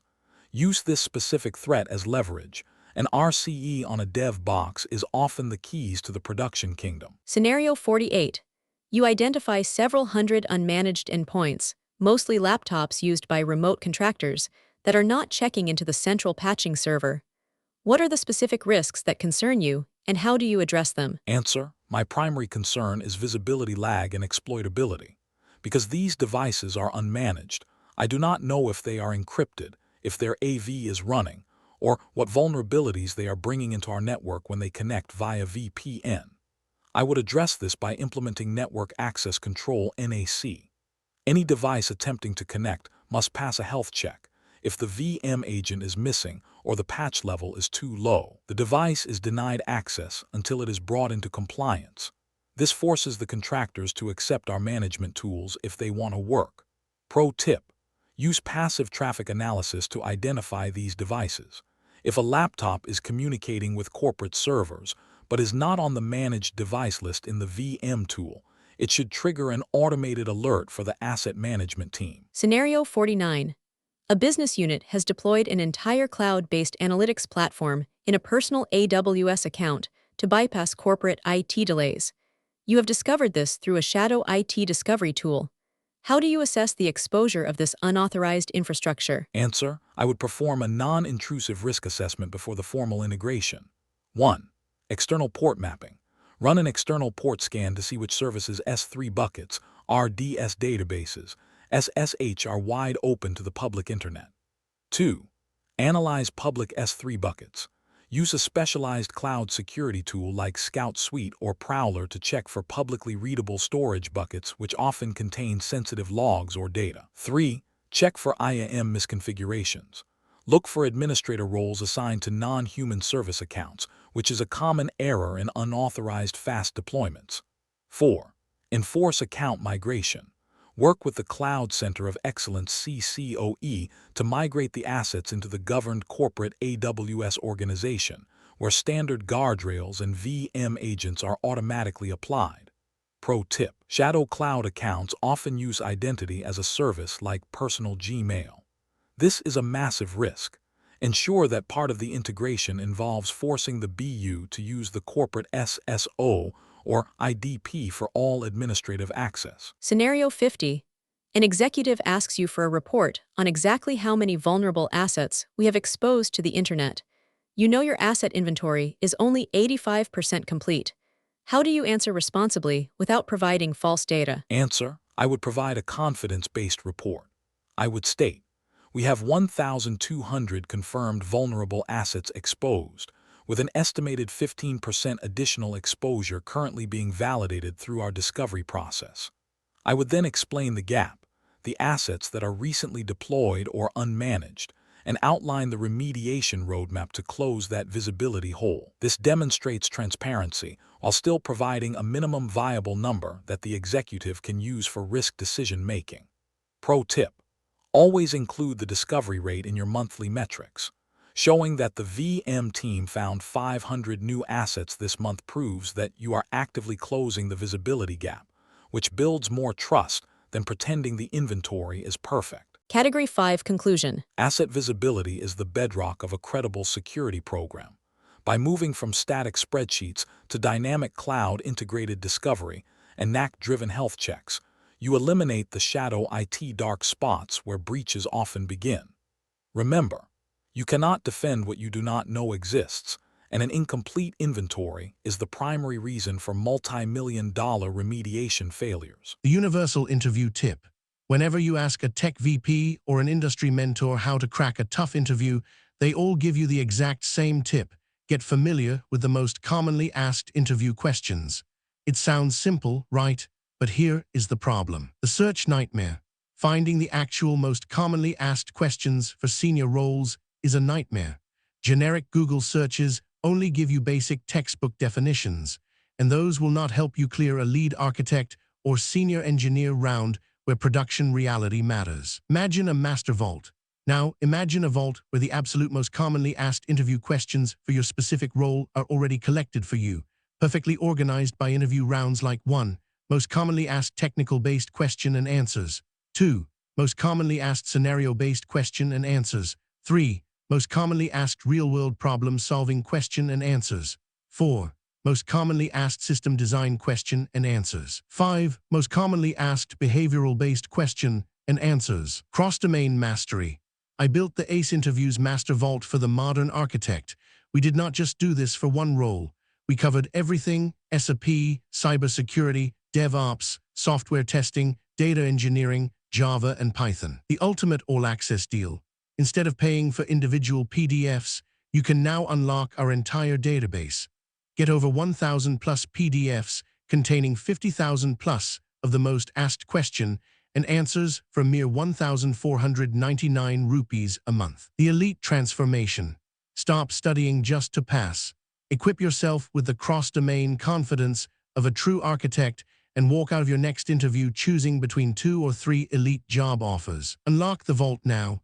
The era of buying individual guides is over. Click the link in the video description below right now to unlock the Master Vault. Now, let's get back to the masterclass. Transition from Category 5 to Category 6. Once you have total visibility of your assets, the next challenge is understanding which of those assets are being actively targeted. A vulnerability on a known server is a potential risk. A vulnerability that is being hit by an exploit right now is a confirmed disaster. We are moving from inventory management to active combat. Welcome to active exploitation and correlation. Let's explore Category 6. Category 6. Active Exploitation Scenarios. In this category, we test your ability to bridge the gap between the Vulnerability Management VM team and the Security Operations Center SOC. You will learn how to correlate scan data with SIM alerts, reprioritize findings based on real-world threat intelligence, and handle high-stakes situations where an attacker is already knocking on the door of your most critical systems. Category 6. Active Exploitation Scenarios 51 to 60. Here are the 10 scenarios for managing vulnerabilities under active attack. Scenario 51. Correlating VM data with SIM alerts indicating exploitation attempts. Scenario 52. Reprioritizing a medium vulnerability that becomes actively exploited. Scenario 53. Responding to the public release of functional exploit code. Scenario 54. Handling threat hunter reports tied to unpatched internal CVEs. Scenario 55. Managing an exploitable privilege escalation on a domain controller. Scenario 56. Responding to lateral movement tied to unpatched SMB vulnerabilities. Scenario 57. Recommending controls for systems targeted during a maintenance freeze. Scenario 58. Securing critical vulnerabilities on exposed authentication servers. Scenario 59. Reprioritizing remediation for vulnerabilities targeted by ransomware groups. Scenario 60. Investigating process gaps when an exploit bypasses existing controls. Total 10 scenarios for active exploitation. Let's dive in. Scenario 51. Your SIM triggers an alert for multiple failed buffer overflow attempts against a core web server. The SOC team asks you for the vulnerability profile of that specific asset to confirm if the attack is likely to succeed. How do you correlate this data? Answer: I would perform an immediate asset threat correlation to provide the SOC with a success probability report. 1. Query the vulnerability workbench. Search for the specific IP in the VM tool and look for any open CVEs that match the service, for example, Apache or Nginx and the port mentioned in the SIM alert. 2. Analyze exploit maturity. Check if the identified CVE has a functional exploit. If the scanner says exploitable, true, and the SOC sees that exact exploit signature, the risk is at maximum. 3. Verify patch level. Check the last scan results to see if the required security update was recently attempted but failed. A half-patched system is often more vulnerable to crashes during an attack. 4. Confirm remediation status. Check Jira or ServiceNow to see if there is an active exception or risk acceptance on this box. If there is, notify the SOC that the system is intentionally vulnerable and needs immediate isolation. Pro tip: use unified asset tags in both your SIM and VM tools. If an asset is tagged as critical_finance in both, the SOC can automatically prioritize the alert without waiting for a manual query from the VM team. Scenario 52. A vulnerability in a common file transfer utility was previously rated medium CVSS 5.5 due to its complexity. However, new threat intelligence confirms that APT groups are now using a simplified exploit for this CVE. How does your prioritization strategy change? Answer: the CVSS score is static, but risk is dynamic. The moment a vulnerability becomes actively exploited, its priority must jump to critical regardless of the base score. I would use threat-centric prioritization to override the CVSS value in our dashboard. I would then identify every instance of that utility across the enterprise, especially internet-facing ones, and issue an emergency remediation directive with a 24-hour SLA. By following the threat rather than the score, we ensure we are patching what attackers are actually using. Pro tip: implement a threat-weighted scoring model. Many modern tools like Kenna or Quali's True Risk automatically boost a score by 40 to 50 points the second it appears in a threat feed or exploit database, ensuring your teams always work on the real risk first. Scenario 53. A proof of concept POC exploit code for a critical RCE vulnerability has just been publicly released on GitHub. Your environment has 300 servers currently vulnerable to this flaw. What actions follow to prevent a mass compromise? Answer: the release of a POC turns a theoretical threat into a script kiddie threat. I would initiate the following response. 1. Validate the POC. Work with the red team or security research team to safely test the POC in a lab environment to understand the prerequisites. For example, does it require a specific config or port? 2. Issue a high alert notice. Notify all server owners that the complexity of this vulnerability has effectively dropped to 0 and that exploitation is now imminent. 3. Update IDS or IPS signatures. Ensure the network security team has deployed the latest exploit signature to block the GitHub published traffic pattern at the perimeter. 4. Enforce mandatory patching. Move the remediation timeline from the standard monthly cycle to emergency out of band, requiring all 300 servers to be secured within 48 hours. Pro tip: monitor the star count on GitHub for the exploit. High social engagement on an exploit repo is a strong indicator that the vulnerability will be integrated into automated botnets within 12 to 24 hours. Scenario 54. Threat hunters report suspicious process creation on several Linux servers that is tied to an unpatched, 2-year-old CVE. Why was this vulnerability never patched, and how do you respond to the hunter's findings? Answer: I would first perform a forensic audit of that CVE in our VM tool to see its history. It's possible it was marked as a false positive, had a permanent risk acceptance, or was simply lost in a legacy segment that was excluded from scans. I would immediately confirm the hunter's findings as a confirmed exploitation and trigger an incident response IR ticket to quarantine the affected boxes. Once contained, I would conduct a process gap analysis to ensure that no other vulnerabilities are hidden by the same exclusion rules or faulty logic. Pro tip: this is why you should never allow permanent risk acceptances. Every exception should expire every 90 days, forcing a re-evaluation of whether a legacy risk has suddenly become a weaponized target. Scenario 55. A vulnerability scan identifies a privilege escalation vulnerability on a Tier 0 Microsoft domain controller. While not an RCE, it allows any local user to become a domain admin. How do you assess the urgency of this remediation? Answer: Tier 0 assets like domain controllers require 0-day levels of urgency, regardless of the exploit type. 1. Escalate to immediate 4-hour triage. A compromise of a DC is game over for the entire enterprise identity system. This patch takes precedence over almost every other security task. 2. Check for interactive login risks. Determine if any non-admin users have the ability to log in locally or via RDP to the DC. If they do, the risk of exploitation is active and immediate. 3. Audit admin group membership. While preparing the patch, run an immediate audit of the domain admins group to ensure no new accounts were added via this exploit in the last 24 hours. 4. Force a Tier 0 patch window. Work with the identity team to perform a rolling reboot of the DCs. Because identity is redundant, this can often be done with zero downtime to the business. Pro tip: use tiered administration, Microsoft's tier model.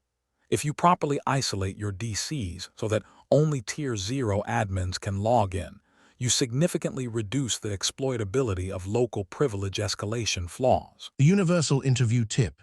Whenever you ask a tech VP or an industry mentor how to crack a tough interview, they all give you the exact same tip.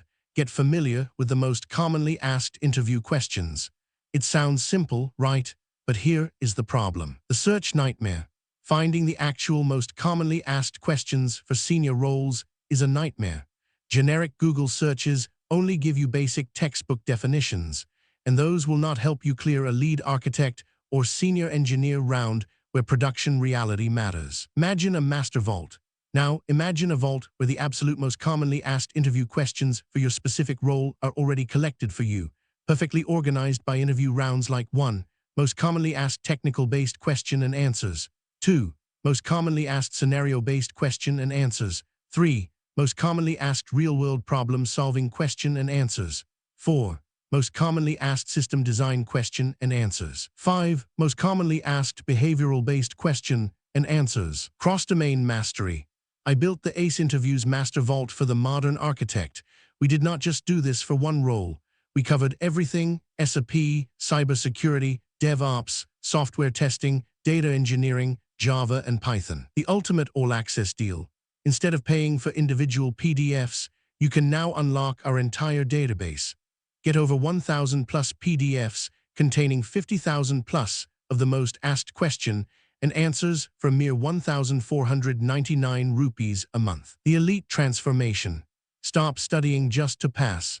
Equip yourself with the cross-domain confidence of a true architect and walk out of your next interview choosing between 2 or 3 elite job offers. Unlock the vault now. The era of buying individual guides is over. Click the link in the video description below right now to unlock the Master Vault. Now, let's get back to the masterclass. Scenario 56. Security Operations SOC reports lateral movement activity across the network using the SMB protocol. Your VM data shows that several unpatched systems still have print nightmare or eternal blue dash style vulnerabilities. What happens next? Answer: this is an active breach in progress. The VM team must pivot to containment support. 1. Map the vulnerability path. Identify every other system in the environment that has the same SMB vulnerability. This is the infection map the attacker is likely following. 2. Recommend SMB v1/v2 disablement. Work with the network team to immediately disable legacy SMB versions at the firewall and host level to break the attacker's lateral movement path. 3. Identify honeypot opportunities. Suggest using one of the vulnerable, non-critical systems as a decoy to monitor the attacker's techniques while you secure the real assets. 4. Coordinate mass patching. Push the SMB security update to every vulnerable system simultaneously, using an endpoint management tool to dry up the attacker's opportunities. Pro tip: SMB vulnerabilities are the highway for ransomware. If the SOC sees lateral movement on port 445, the VM team should immediately check for missing security updates on all file servers and domain controllers. Scenario 57. A series of exploitation attempts is targeting a critical SQL cluster that is currently frozen until a maintenance window in 2 weeks. The business refuses to break the freeze. What compensating controls can you implement to survive the next 14 days? Answer: when patching is blocked, I recommend virtual shielding. I would request the network team to implement aggressive geo-blocking if the traffic is coming from specific regions and rate limiting on the database ports. I would also recommend enabling query-level logging to detect if the exploitation attempts are moving from probing to successful data extraction. Finally, I would work with the SOC to create a Priority 1 alert specifically for any successful login to that SQL cluster from an unusual service account, ensuring we have a rapid kill capability if a breach occurs. Pro tip: use IPS in blocking mode. If your intrusion prevention system is in audit-only mode, this is the time to switch it to block for that specific SQL exploit signature, providing a 100% effective temporary patch. Scenario 58. You discover a critical authentication bypass vulnerability on an internet-facing single sign on SSO portal. An exploit exists, and the portal is the gateway for 5,000 employees.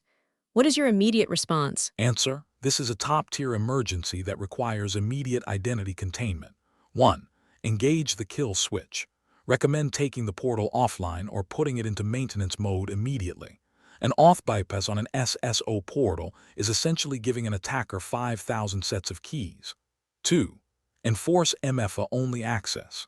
If the portal must stay up, work with the identity team to force MFA on every single login attempt, ensuring the auth bypass, which usually targets the first factor, is neutralized by a second factor.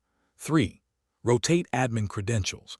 Assume that some level of probing may have succeeded.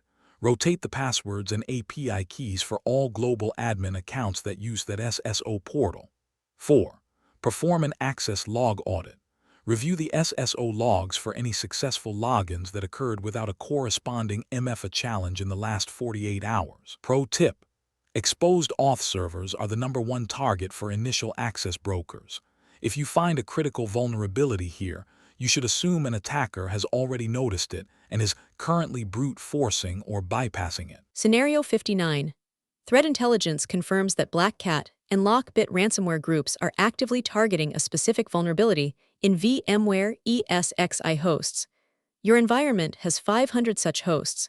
How do you reprioritize your remediation backlog? Answer: I would perform an emergency reprioritization by moving every ESX I host to the very top of the enterprise remediation queue, bypassing even internet-facing web servers.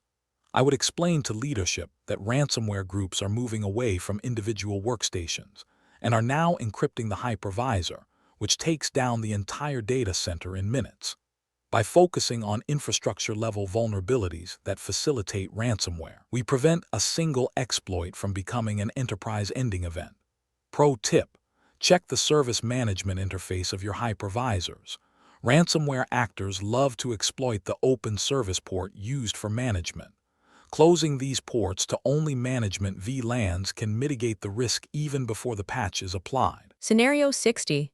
A vulnerability was successfully exploited even though automated patching was active, and the dashboard showed the system was 90% secure. How do you investigate this process gap? Answer: I would conduct a failure forensics audit to identify the hidden blind spot. 1. Check scan freshness versus exploit timing. Did the exploit happen in the 24-hour window after a new vuln was released but before the next scan ran? This indicates a visibility gap. 2. Analyze patch failure rates. Did the automation tool report success while the file was actually locked and never replaced? This indicates a validation gap. 3. Review partial patch logic. Did the team apply the OS patch but forget the application patch, for example, patching Windows but not the vulnerable Java version inside the app folder? 4. Audit exception history. Was this specific server part of a hidden group that was excluded from patching to protect performance? If so, the security versus operations trade-off was miscalculated. Pro tip: 90% secure is a dangerous metric. In an exploit scenario, the 10% of unpatched systems are the only ones that matter. Always focus your reporting on the remainder, the specific list of systems that failed the process. Category 6 Conclusion. Active exploitation is the truth phase of vulnerability management. It is where your theoretical risk maps meet the reality of an attacker's toolkit. By correlating VM data with SOC alerts and pivoting remediation to follow real-world threat actors, you move from a reactive posture to an adaptive defense. The goal is not just to patch everything, but to outmaneuver the adversary by closing the specific doors they are trying to open. The universal interview tip. Whenever you ask a tech VP or an industry mentor how to crack a tough interview, they all give you the exact same tip. Get familiar with the most commonly asked interview questions. It sounds simple, right?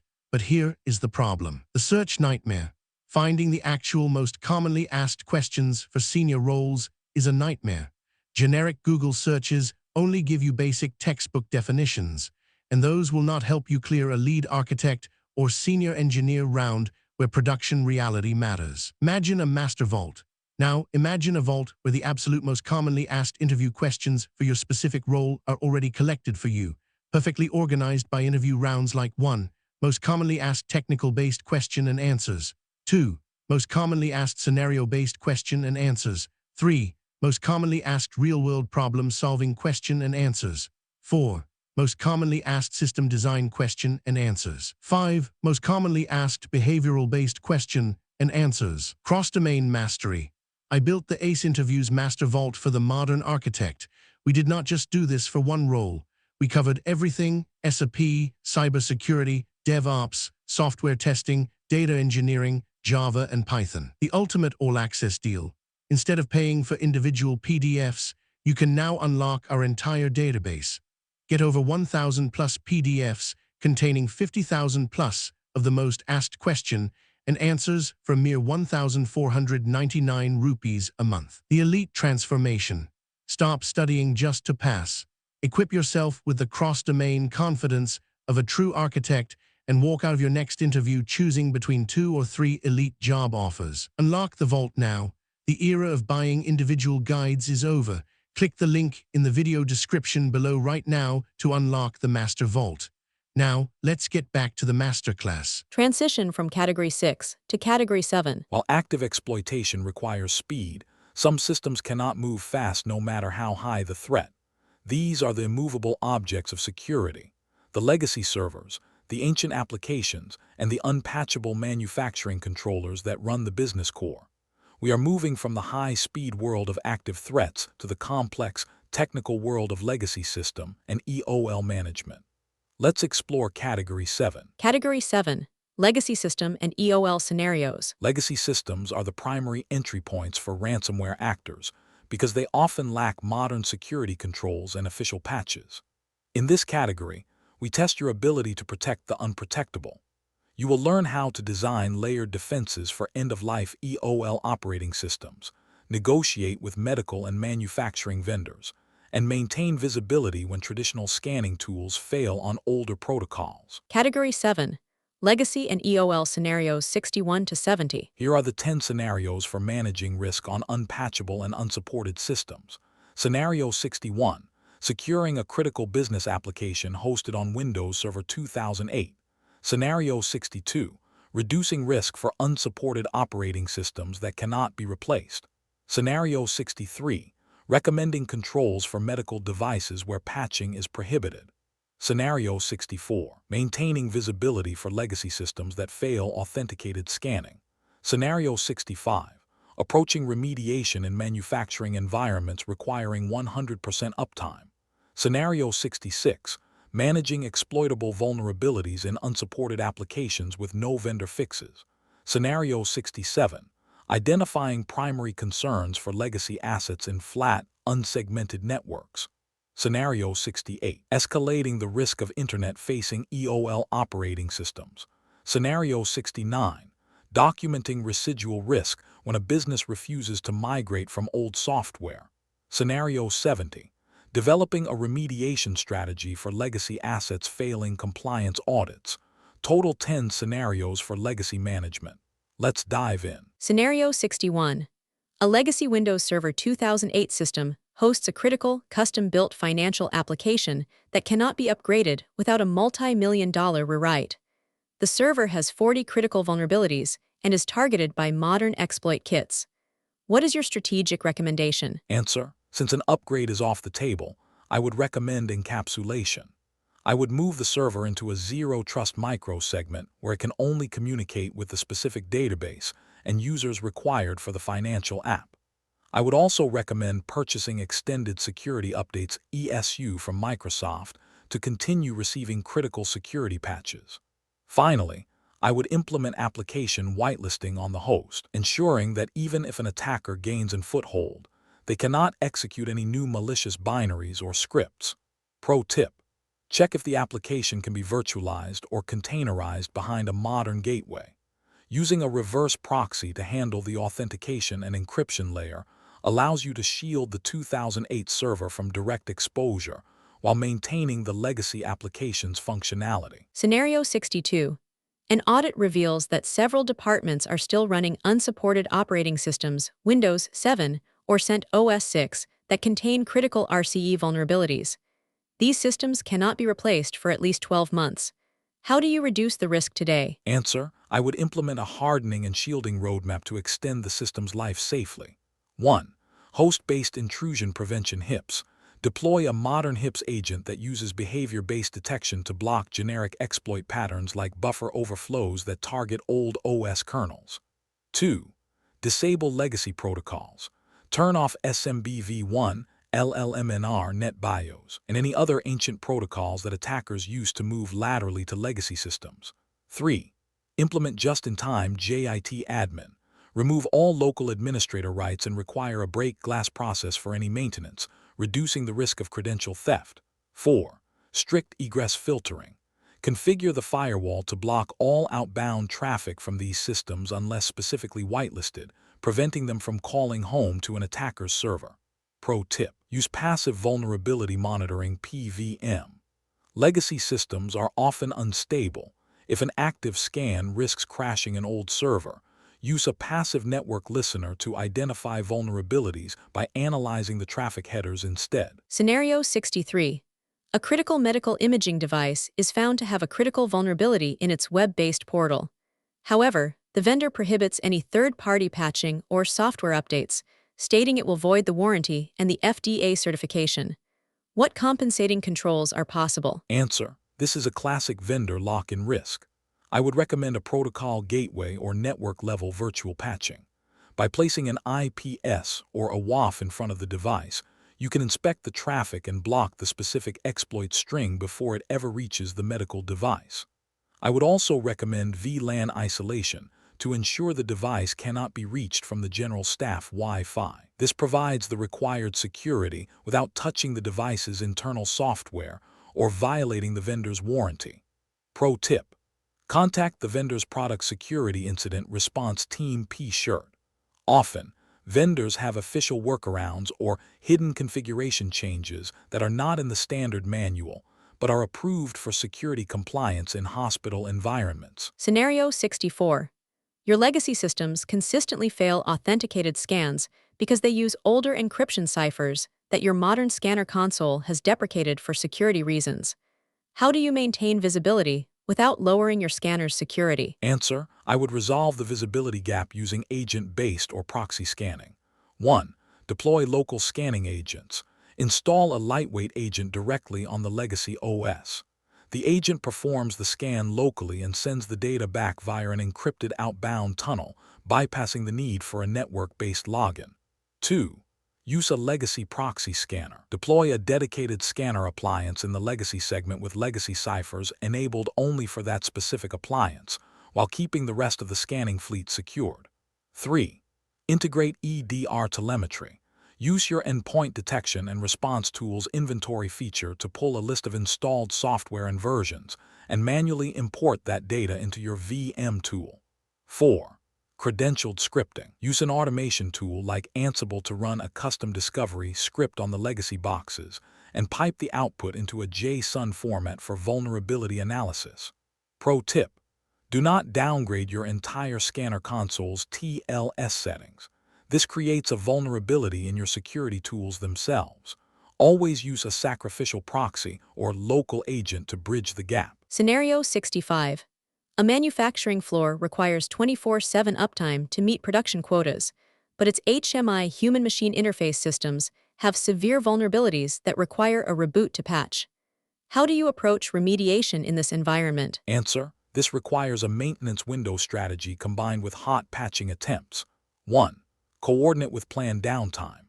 Identify the next scheduled preventative maintenance PM window for the machines and ensure the security patches are bundled with the mechanical maintenance.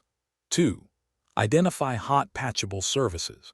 Some vulnerabilities can be fixed by simply restarting a specific Windows service like Print Spooler rather than rebooting the entire OS. Check if this is possible for the specific CVE. 3. Establish dual homing protections. If the HMI has two NICs, one for the PLC and one for the IT network, ensure the IT NIC is strictly firewalled while the PLC NIC remains open for production. 4. Manual snapshot validation. Perform the patch on an identical spare HMI first. If the production line software runs correctly on the spare, the business is much more likely to approve the downtime. Pro tip: manufacturing HMIs are often single-purpose. Use a host firewall to block all traffic except the specific industrial protocol, for example, Modbus or S7. This makes the HMI invisible to 90% of standard IT exploits. The universal interview tip. Whenever you ask a tech VP or an industry mentor how to crack a tough interview, they all give you the exact same tip. Get familiar with the most commonly asked interview questions. It sounds simple, right? But here is the problem. The search nightmare. Finding the actual most commonly asked questions for senior roles is a nightmare. Generic Google searches only give you basic textbook definitions, and those will not help you clear a lead architect or senior engineer round where production reality matters. Imagine a master vault. Now, imagine a vault where the absolute most commonly asked interview questions for your specific role are already collected for you, perfectly organized by interview rounds like 1. Most commonly asked technical-based question and answers. 2. Most commonly asked scenario-based question and answers. 3. Most commonly asked real-world problem-solving question and answers. 4. Most commonly asked system design question and answers. 5. Most commonly asked behavioral-based question and answers. Cross-domain mastery. I built the ACE Interviews Master Vault for the modern architect. We did not just do this for one role. We covered everything: SAP, cybersecurity, DevOps, software testing, data engineering, Java, and Python. The ultimate all-access deal. Instead of paying for individual PDFs, you can now unlock our entire database. Get over 1,000 plus PDFs containing 50,000 plus of the most asked question and answers for a mere 1,499 rupees a month. The elite transformation. Stop studying just to pass. Equip yourself with the cross-domain confidence of a true architect and walk out of your next interview choosing between 2 or 3 elite job offers. Unlock the vault now. The era of buying individual guides is over. Click the link in the video description below right now to unlock the Master Vault. Now, let's get back to the masterclass. Scenario 66. You discover that a critical department is using a 10-year-old document management application that is no longer supported by the vendor. A public exploit for an RCE vulnerability in this application has just been released. What are your options when no patch is coming? Answer: my first recommendation is kill or move. If the application can be replaced with a modern alternative, I would push for an emergency migration. If it cannot, I would recommend containerization, moving the application inside a hardened Docker container or a sandbox environment.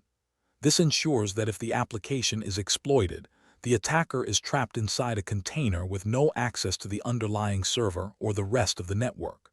Simultaneously, I would recommend File Integrity Monitoring (FIM) to watch for any unauthorized changes to the application's directory. Pro tip: look for micro-patching vendors like Zero Patch.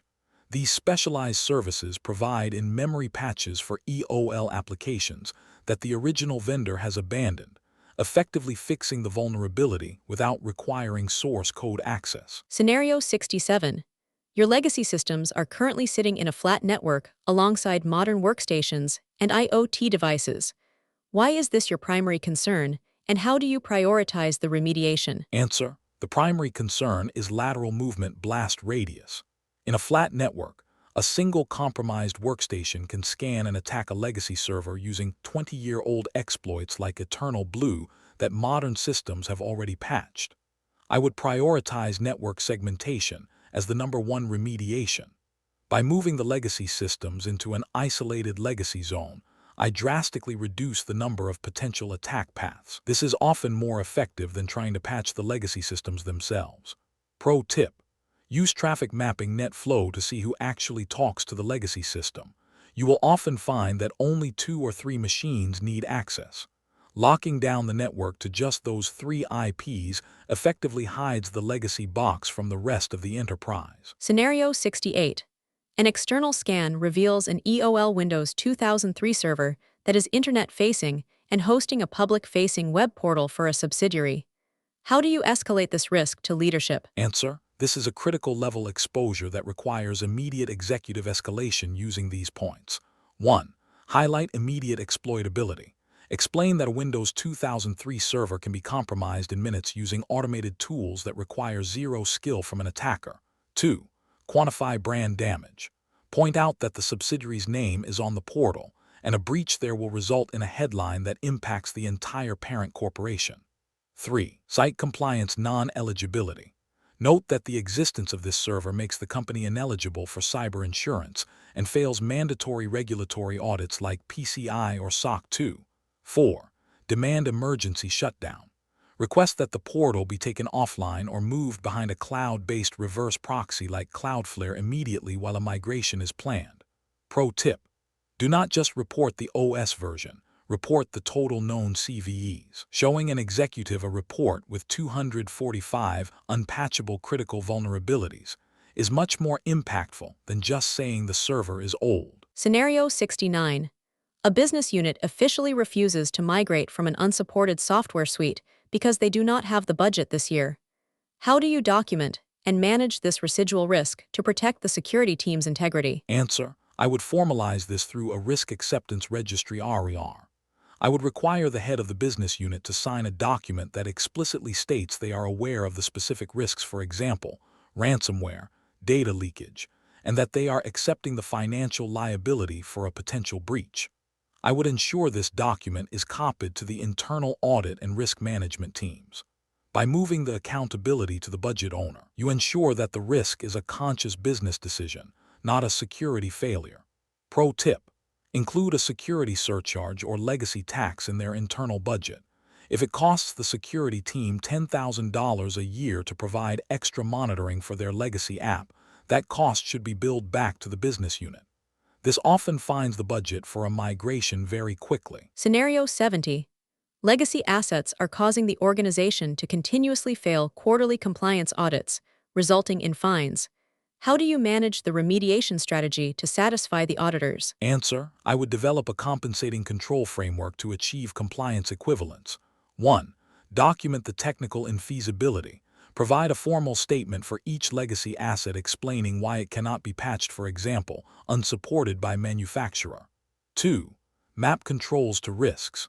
Create a matrix showing how your compensating controls, for example, HIPs, segmenting, 24/7 monitoring, mitigate the specific CVEs identified in the audit. 3. Provide continuous monitoring evidence. Show the auditors that while the server is vulnerable, you have eyes on glass monitoring for those specific exploits 24/7. 4. Submit a plan of action and milestones POA and M. Give the auditors a definitive decommission date for the legacy assets. Auditors are much more lenient if they see a concrete end-of-life date on the calendar.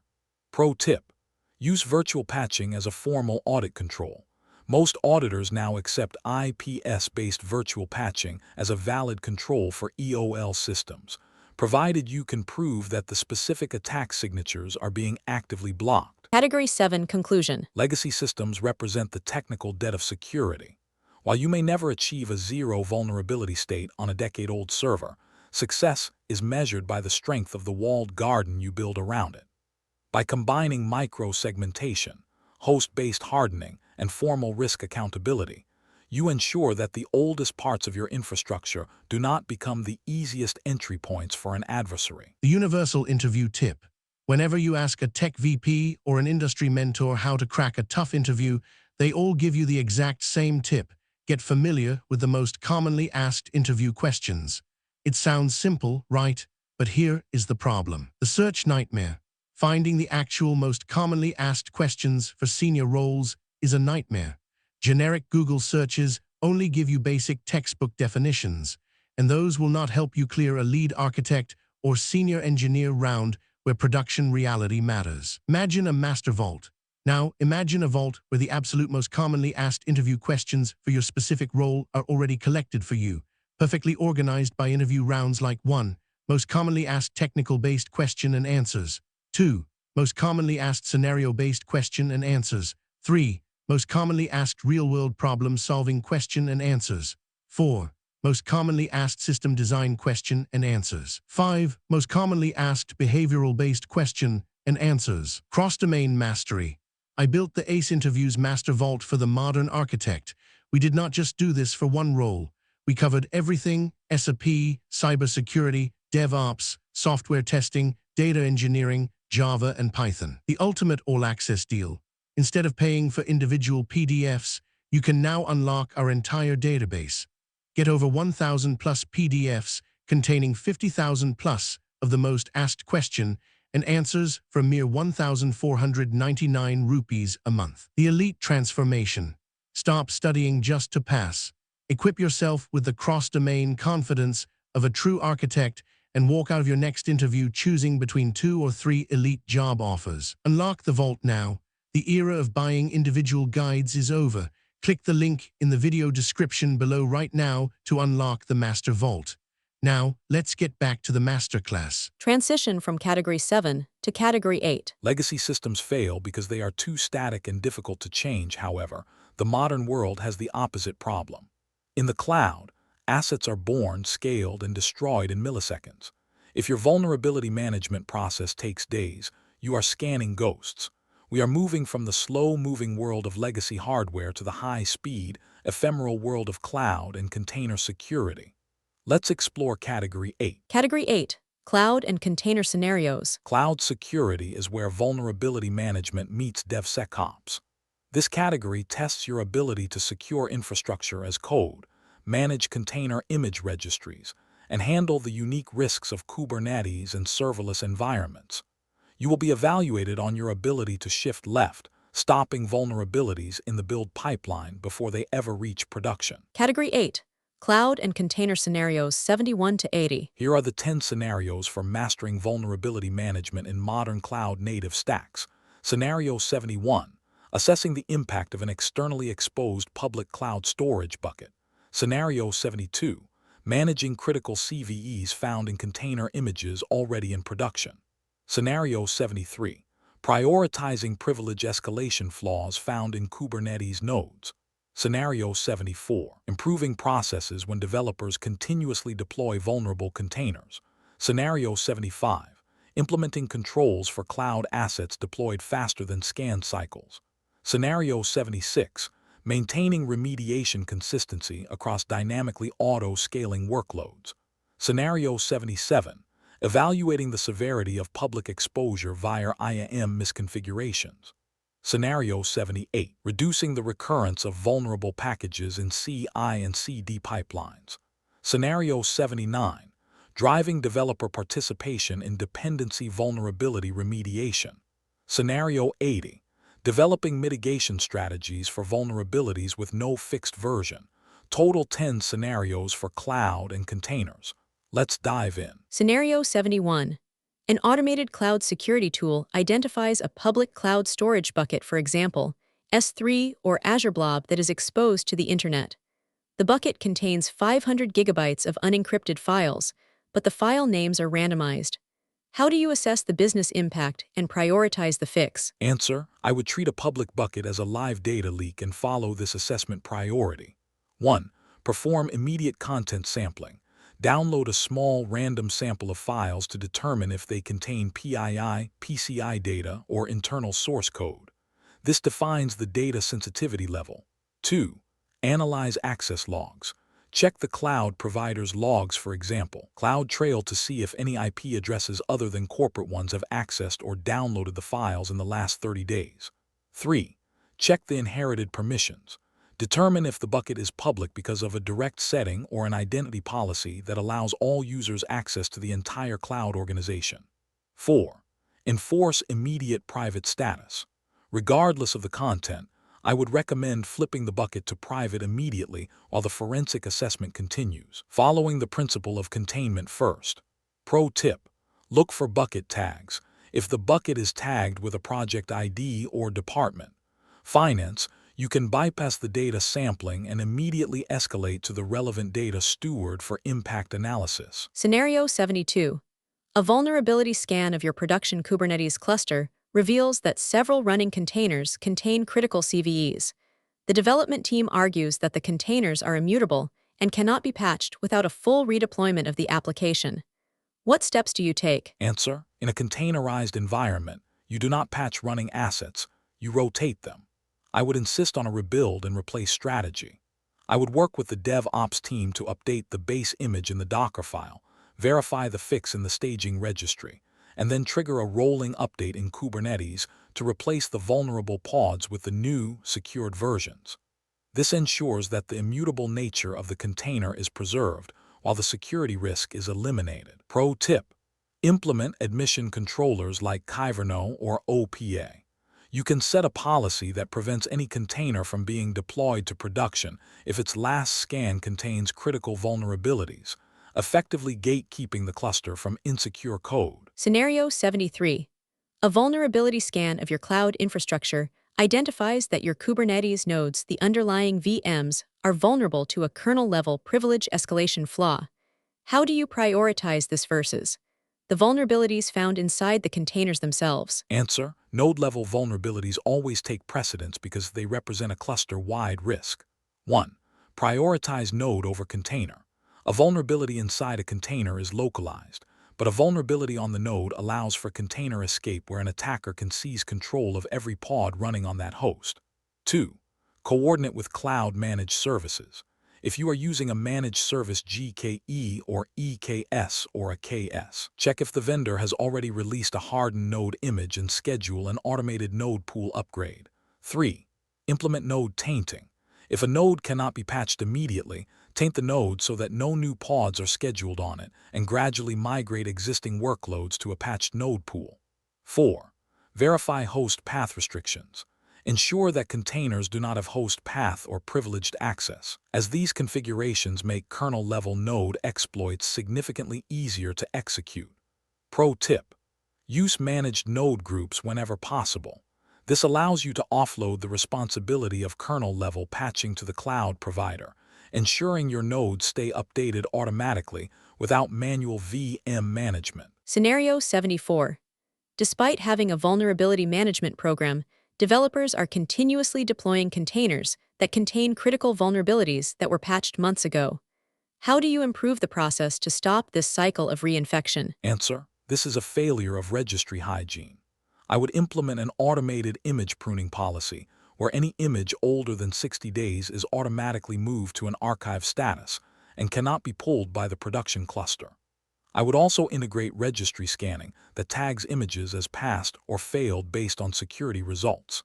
If a developer attempts to deploy a failed image, the CI and CD pipeline should automatically reject the deployment. By shifting left the enforcement, you move the burden of security from the VM analyst to the automated workflow. Pro tip: use base image versioning. Force developers to inherit from a corporate gold image that the security team updates and patches monthly. This way, when the base image is patched, all downstream containers are secured during their next build. Scenario 75. Your organization is moving to a serverless and on-demand cloud model where assets are deployed faster than your standard scanning coverage can track. What controls can you implement to ensure no blind spots exist? Answer: I would pivot from network scanning to event-driven visibility. 1. Cloud infrastructure as code IAC scanning. Use a tool like Chekhov or TerraScan to scan Terraform or CloudFormation templates before they are deployed. This catches misconfigurations in the plan phase. 2. Serverless function scanning. For AWS Lambda or Azure functions, use specialized tools that scan the deployment package or the layer dependencies for vulnerabilities since there is no server to scan. 3. Enable cloud custodian rules. Implement automated compliance as code rules that instantly delete or quarantine any new cloud resource that is missing the required security tags or agents. 4. Log-based discovery. Monitor CloudTrail or activity logs for resource creation events. If a resource appears that hasn't been registered in the VM tool, trigger an instant scan API call. Pro tip: use agentless side scanning. Modern cloud security platforms like Wiz or Orca can scan the disk volume of a cloud instance without needing an agent or a network connection, ensuring 100% visibility even for ephemeral assets. The universal interview tip. Whenever you ask a tech VP or an industry mentor how to crack a tough interview, they all give you the exact same tip. Get familiar with the most commonly asked interview questions. It sounds simple, right? But here is the problem. The search nightmare. Finding the actual most commonly asked questions for senior roles is a nightmare. Generic Google searches only give you basic textbook definitions, and those will not help you clear a lead architect or senior engineer round where production reality matters. Imagine a master vault.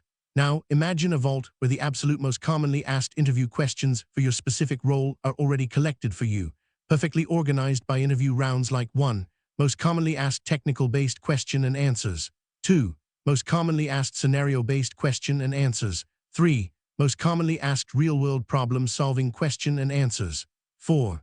Most commonly asked system design question and answers. 5. Most commonly asked behavioral-based question and answers. Cross-domain mastery.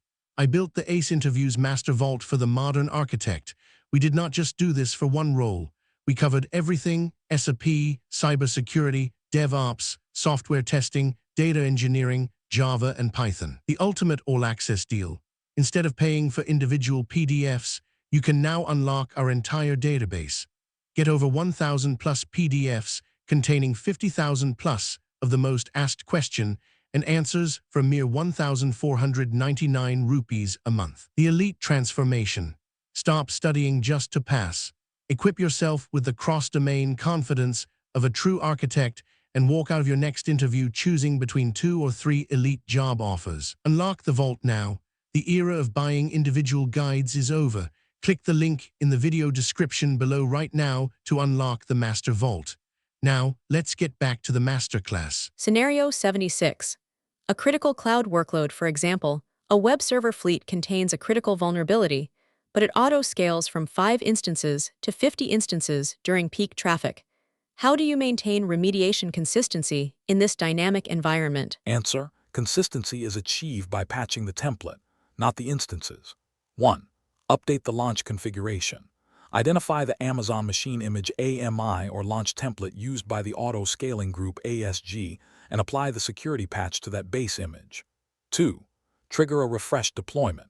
Once the new AMI is ready, initiate an instance refresh which replaces all 50 running instances with the new, patched versions in a controlled, rolling fashion. 3. Validate success via metadata.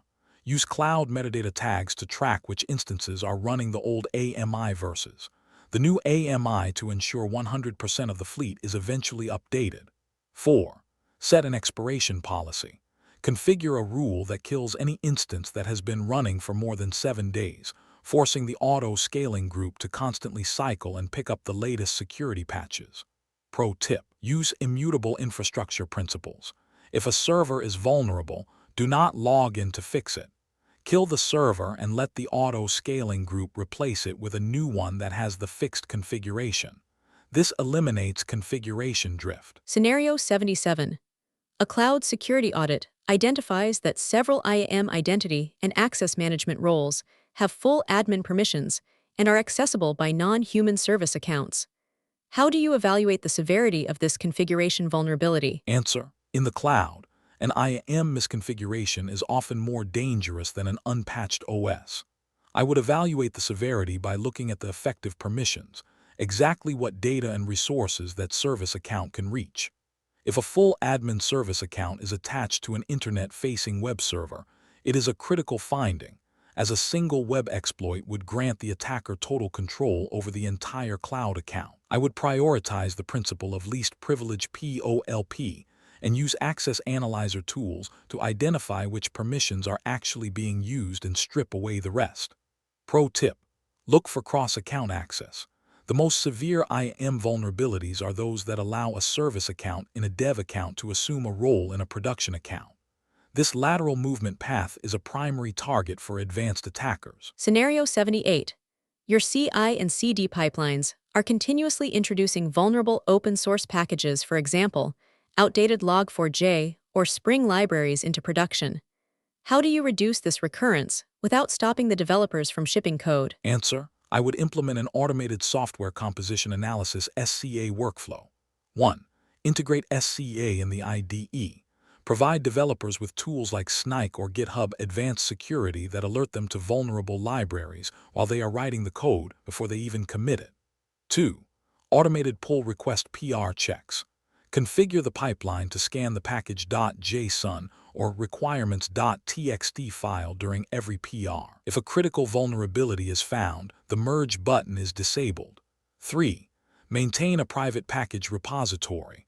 Instead of developers pulling directly from the public internet npm or PyPI, have them pull from an internal Nexus or Artifactory repo that only contains pre-scanned and approved library versions. 4. Implement auto-update bots. Use tools like Dependabot to automatically generate PRs that update outdated libraries to their latest, secure versions, reducing the manual effort for developers. Pro tip: focus on reachable vulnerabilities. Many SCA tools report thousands of flaws, but only 10% are actually called by the application code. Focus your remediation efforts on the reachable path to reduce developer friction. Scenario 79. Developers are ignoring the dependency vulnerability findings in their dashboards, claiming that remediating libraries takes too much time and breaks the build. How do you improve remediation participation? Answer: I would move away from reporting and move toward actionable integration. I would work with the engineering leads to include security debt as a standard item in their BI weekly sprint planning.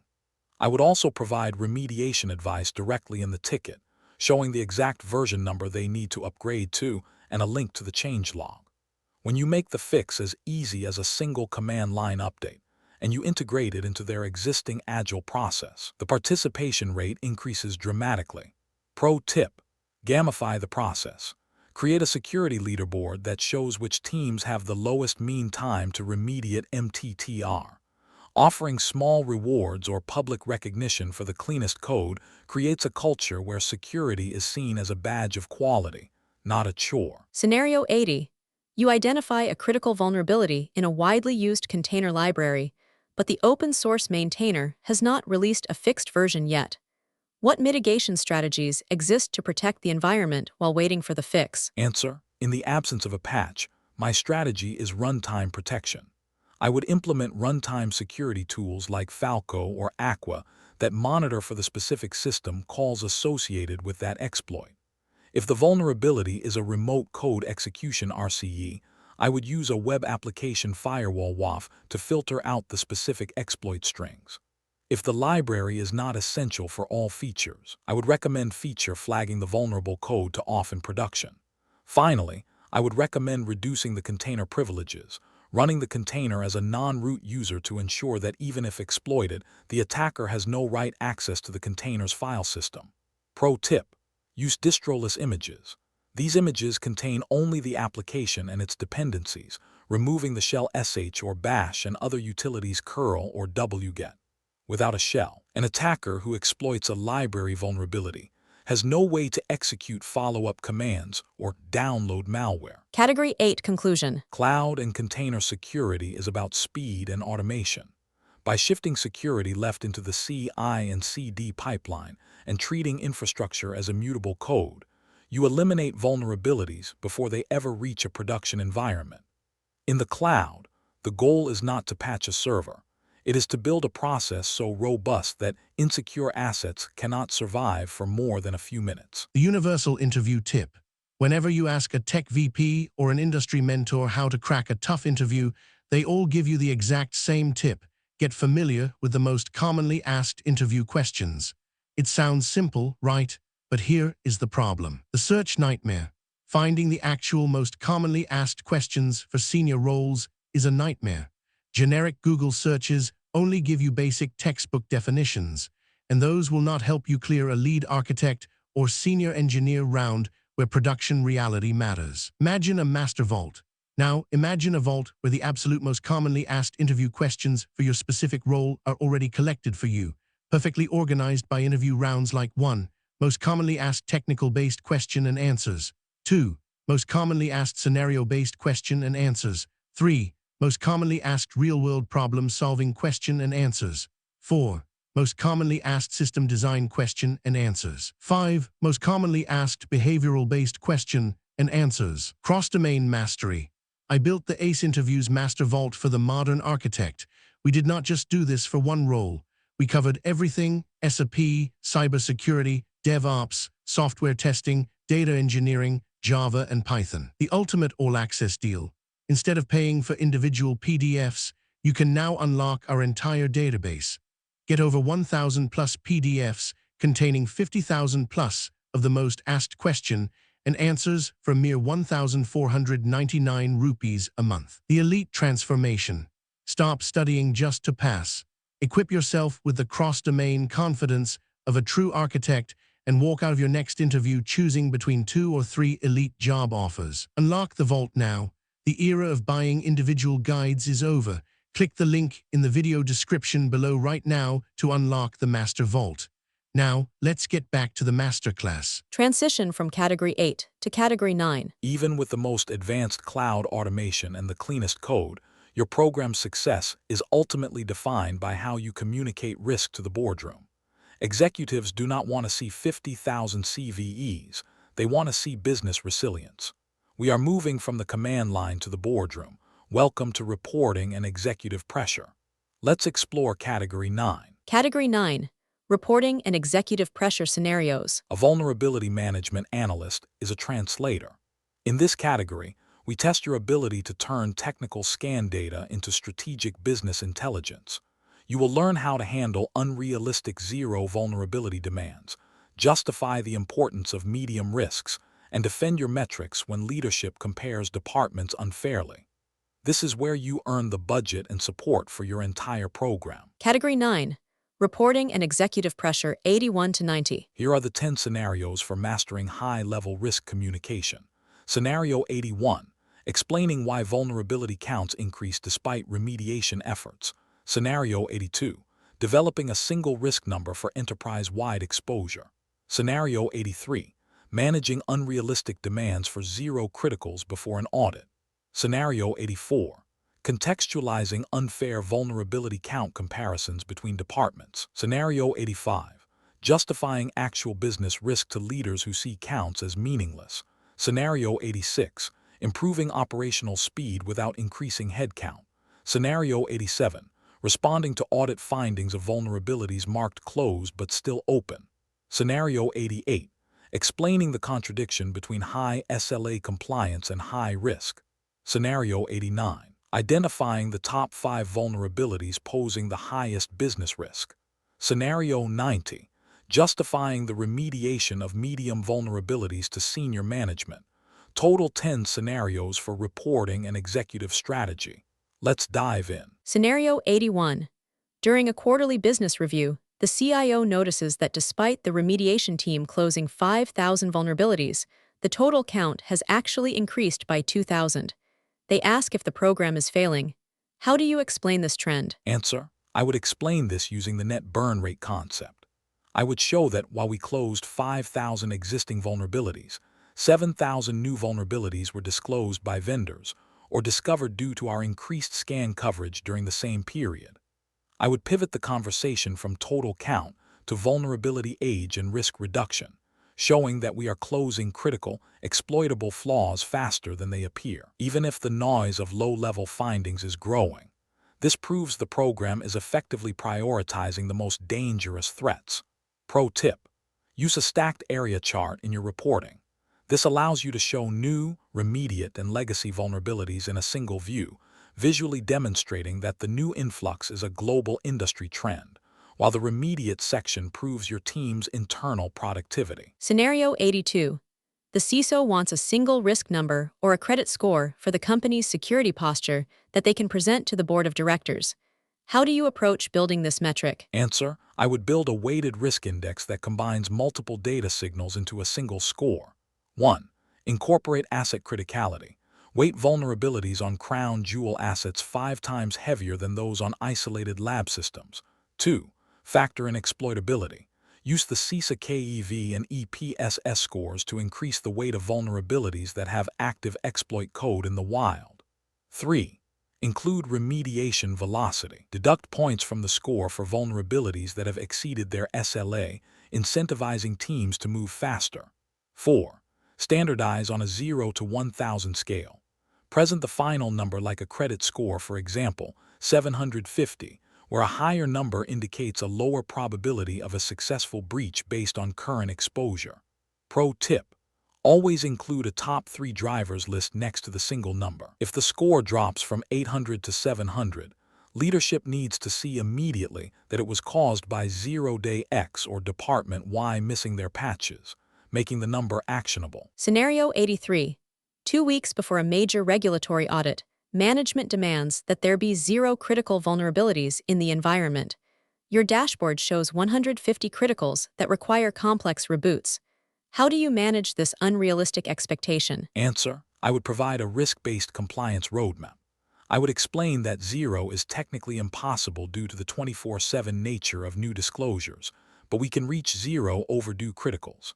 I would prioritize the auditable criticals, those that fall within the scope of the specific regulation, and implement compensating controls for the remaining 150. By framing the goal as compliance alignment rather than numerical perfection, I protect the IT team from burnout while still ensuring the organization passes the audit. Pro tip: show the cost of 0. Explain that to reach an absolute 0 would require a total production shutdown, which is a greater risk to the business than the vulnerabilities themselves.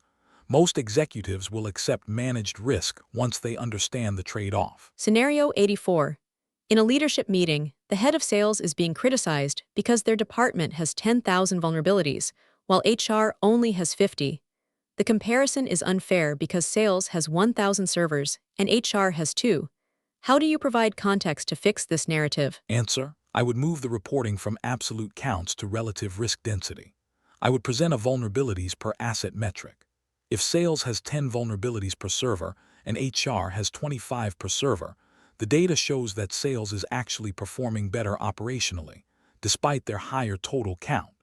I would also introduce criticality weighting, showing that sales vulnerabilities might all be low while HR's 50 findings are all critical. This provides a fair, data-driven comparison that focuses on performance rather than just scale. Pro tip: use peer group benchmarking. Compare the sales department against the marketing department, which has a similar asset count, rather than comparing them to a tiny business unit.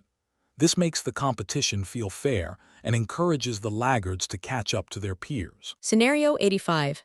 A powerful business leader argues that vulnerability counts are meaningless because they've had 5,000 open criticals for a year and have never been breached. How do you explain the actual business risk to them? Answer: I would use threat probability and impact modeling to change their perspective. 1.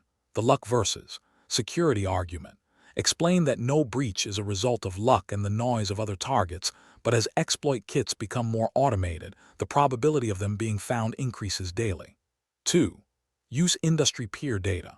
Show them news reports of competitors who were breached using the exact same CVEs they are currently ignoring, turning a theoretical risk into a proven one.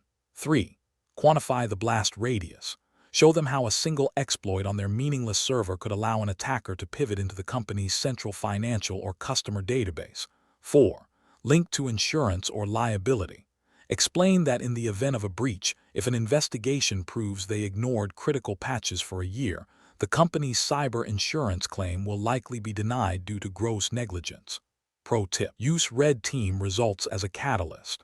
If a red team can exploit one of their meaningless vulnerabilities to steal a sensitive file in under 15 minutes, the argument that counts do not matter disappears instantly. The universal interview tip. Whenever you ask a tech VP or an industry mentor how to crack a tough interview, they all give you the exact same tip. Get familiar with the most commonly asked interview questions. It sounds simple, right? But here is the problem. The search nightmare. Finding the actual most commonly asked questions for senior roles is a nightmare. Generic Google searches only give you basic textbook definitions, and those will not help you clear a lead architect or senior engineer round where production reality matters. Imagine a master vault. Now, imagine a vault where the absolute most commonly asked interview questions for your specific role are already collected for you, perfectly organized by interview rounds like 1. Most commonly asked technical-based question and answers. 2. Most commonly asked scenario-based question and answers. 3. Most commonly asked real-world problem-solving question and answers. 4. Most commonly asked system design question and answers. 5. Most commonly asked behavioral-based question and answers. Cross-domain mastery. I built the ACE Interviews Master Vault for the modern architect. We did not just do this for one role. We covered everything: SAP, cybersecurity, DevOps, software testing, data engineering, Java, and Python. The ultimate all-access deal. Instead of paying for individual PDFs, you can now unlock our entire database. Get over 1,000 plus PDFs containing 50,000 plus of the most asked question and answers for a mere 1,499 rupees a month. The elite transformation. Stop studying just to pass. Equip yourself with the cross-domain confidence of a true architect and walk out of your next interview choosing between 2 or 3 elite job offers. Unlock the vault now. The era of buying individual guides is over. Click the link in the video description below right now to unlock the Master Vault. Now, let's get back to the Masterclass. Scenario 86. Leadership wants to see a 50% reduction in mean time to remediate MTTR within 6 months, but they are not providing any additional staff. What operational improvements do you suggest to meet this goal? Answer: I would focus on friction removal and automated orchestration. First, I would implement automated ticketing, where vulnerabilities are routed directly to the correct team with the patch information included, saving hundreds of hours in manual triage. Second, I would suggest virtual patching at the network layer for internet-facing assets, which allows us to close the risk in minutes while the IT team takes weeks to apply the physical patch. Finally, I would recommend pre-approved change windows for security-only patches, eliminating the 2-week delay of the Change Advisory Board CAB. Pro tip: implement deduplication at the reporting layer. Often, MTTR looks bad because 100 tickets are open for 100 servers that all need the same single patch. By grouping these into a campaign, the team can close all 100 in one action, drastically improving the MTTR metric. Scenario 87. An internal audit discovers that several vulnerabilities marked as closed in your system are still physically present and exploitable on the servers. What happened, and how do you fix the reporting process? Answer: this is a verification failure. I would investigate and resolve the root cause as follows. 1. Identify manual closure abuse. Determine if remediation teams are manually marking tickets as fixed in the tracking system without waiting for the scanner to verify the patch. 2. Check scan frequency. If a patch is applied on Monday but the scanner only runs on the following Sunday, the data is stale.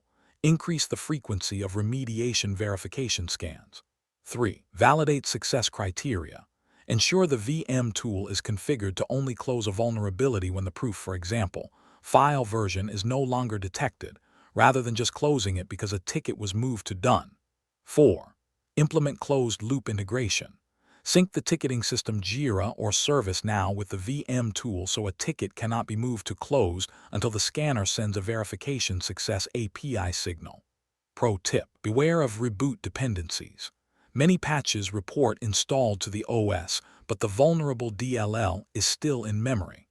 Your process must require a reboot verification before a vulnerability is marked closed in the system of record. Scenario 88. Your dashboard shows that SLA compliance is at an all-time high of 98%, but your exploitation risk score is simultaneously worsening.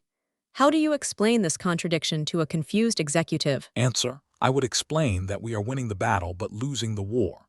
The team is very efficient at closing the old vulnerabilities that are within the SLA, but we are being hit with a wave of high exploitability 0 days that haven't hit their SLA deadline yet. I would recommend shifting our metrics from SLA compliance, which measures speed, to risk-based prioritization, which measures impact. This explains why we can be on time with our work, but still highly exposed due to the changing threat landscape. Pro tip: introduce a threat to SLA metric. If a vulnerability is being actively exploited KEV, the SLA should automatically drop to 24 hours. This aligns compliance with risk and prevents the metrics from contradicting each other. Scenario 89. Senior management asks you, which 5 vulnerabilities in our entire enterprise pose the highest risk to our revenue right now? How do you identify them? Answer: I would use a risk matrix filter to isolate the fatal 5. Filter 1. Asset criticality. Only look at assets tagged as revenue generating or mission critical in the CMDB. Filter 2. Exploitation status. Cross-reference these assets with the CISA KEV list to find vulnerabilities currently being used by attackers. Filter 3. Network exposure. Prioritize those that are external-facing or have no authentication required for exploitation. Filter 4. Ransomware association. Use threat intel to identify if these CVEs are commonly used in the initial access phase of ransomware campaigns. Filter 5. Difficulty to detect. Prioritize those that bypass standard AV or EDR, making them silent threats to the business. Pro tip: when presenting these 5, do not just give CVE numbers. Give them names. Say, the log4j flaw on our primary payment gateway. This makes the risk tangible and the revenue impact clear to the non-technical leaders. Scenario 90. An executive asks, why are we spending 20% of our budget fixing medium vulnerabilities? Should not we only focus on criticals? How do you justify the remediation of lower severity findings? Answer: I would explain the concept of vulnerability chaining. Attackers rarely use a single critical exploit to breach a company. Instead, they chain 3 or 4 medium vulnerabilities together. For example, a medium information disclosure helps them find a username, which they use with a medium credential stuffing flaw to gain access, followed by a medium local privilege escalation to become admin. By ignoring the mediums, we are leaving the stepping stones in place for an attacker to reach our most sensitive data. Pro tip: use the exploit over severity argument. A medium vulnerability with a functional exploit in the wild is statistically more dangerous than a critical vulnerability that has no known exploit and requires physical access to the server. Category 9 Conclusion. Executive reporting is the ultimate reality check for a vulnerability management analyst. Success is not found in the raw numbers, but in your ability to translate those numbers into business risk and actionable strategy. When you move beyond counting bugs and start measuring resilience, you transform the security team from a cost center into a strategic partner that the C-suite trusts to protect the company's revenue. The universal interview tip.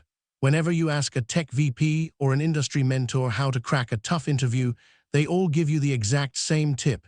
Get familiar with the most commonly asked interview questions. It sounds simple, right? But here is the problem. The search nightmare. Finding the actual most commonly asked questions for senior roles is a nightmare. Generic Google searches only give you basic textbook definitions, and those will not help you clear a lead architect or senior engineer round where production reality matters. Imagine a master vault. Now, imagine a vault where the absolute most commonly asked interview questions for your specific role are already collected for you, perfectly organized by interview rounds like 1. Most commonly asked technical-based question and answers. 2. Most commonly asked scenario-based question and answers. 3. Most commonly asked real-world problem-solving question and answers. 4. Most commonly asked system design question and answers. 5. Most commonly asked behavioral-based question and answers. Cross-domain mastery.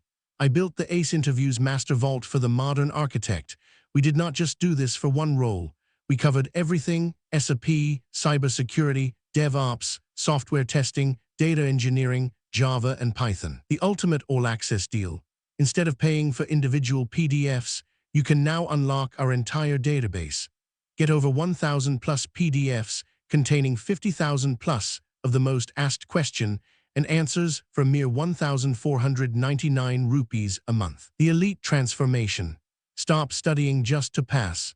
Equip yourself with the cross-domain confidence of a true architect and walk out of your next interview choosing between 2 or 3 elite job offers. Unlock the vault now. The era of buying individual guides is over. Click the link in the video description below right now to unlock the Master Vault. Now, let's get back to the Masterclass. Transition from Category 9 to Category 10. Mastering the boardroom is critical for strategy, but the true boots-on-the-ground success of a VM program happens in the daily workflows. Reports do not fix vulnerabilities, processes do. We are moving from risk communication to operational execution. Welcome to real enterprise workflows. Let's explore Category 10. Category 10. Real Enterprise Workflow Scenarios. This category is the blueprint for how to do the job.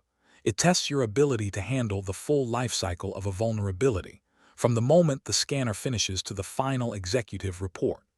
You will be evaluated on your ability to triage new disclosures, coordinate across global time zones, manage the vulnerability backlog, and fix broken security programs through process and automation. Category 10.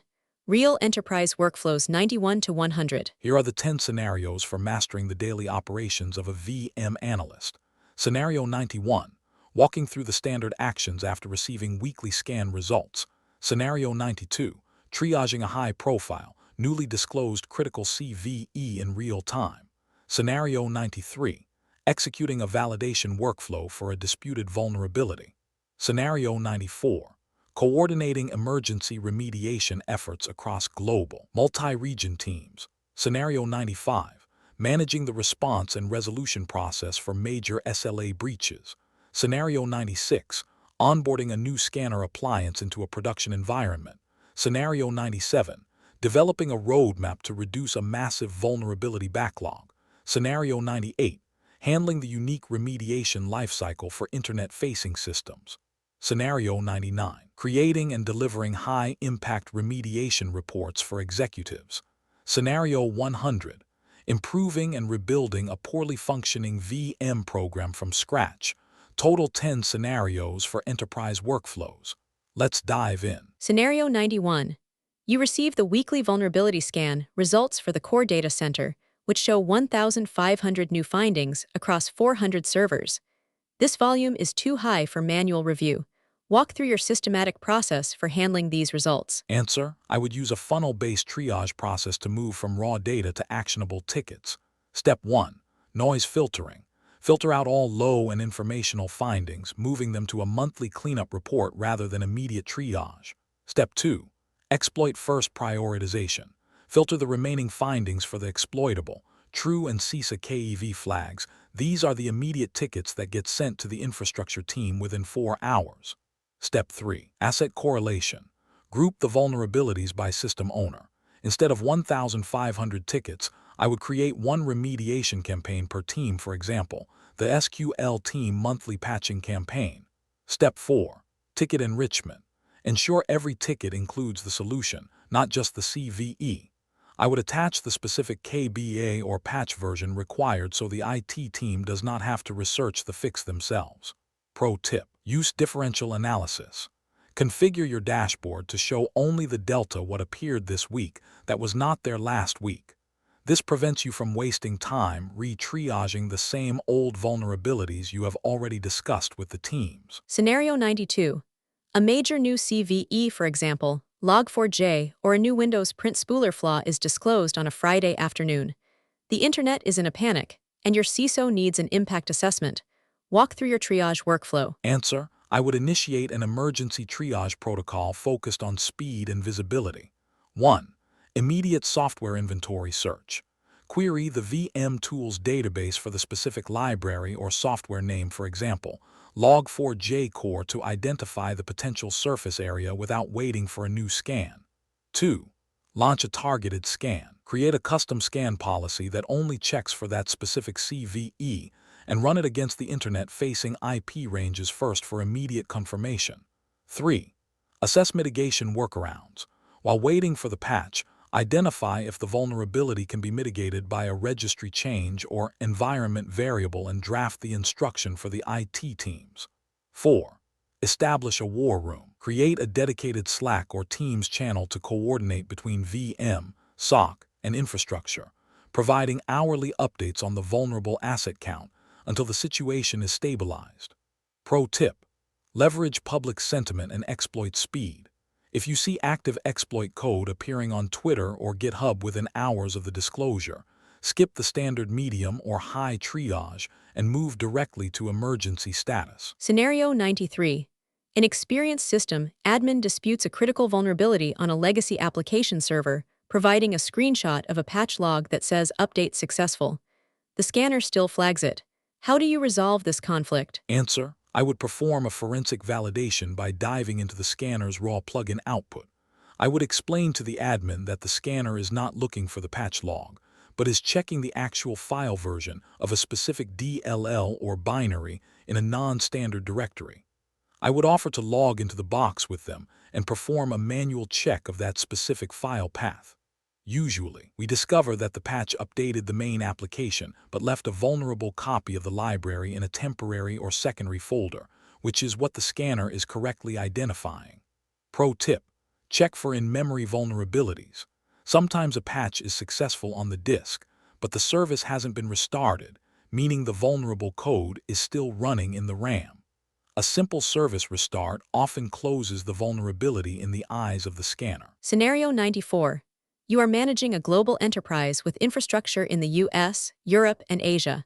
A critical zero-day requires immediate remediation across all regions. How do you coordinate this emergency response? Answer: I would use a follow-the-sun remediation model to maintain momentum. 1. Centralized command center. Create a master emergency response document that contains the technical fix, the specific IPs affected in each region, and the communication template for local managers. 2. Phased regional execution. Start the remediation in the region where the business day is currently starting, for example, Asia, and have a handover call at the end of their shift to brief the European team, and so on. 3. Standardized reporting. Use a single, real-time dashboard that all regions must update. This prevents reporting lag and gives the global CISO a unified view of the enterprise risk. 4.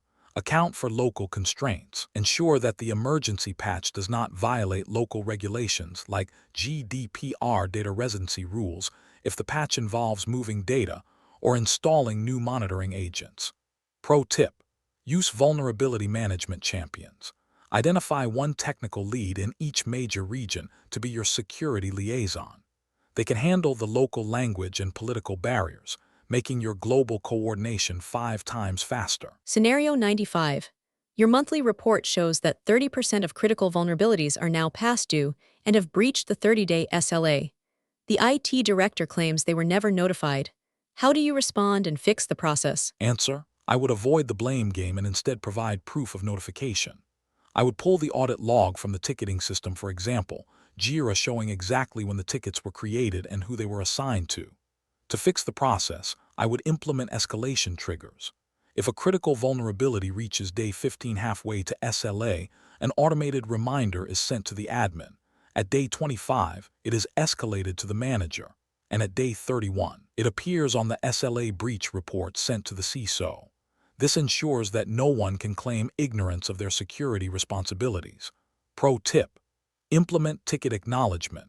Configure your workflow so that when a security ticket is assigned, the admin must click an Acknowledge button within 48 hours.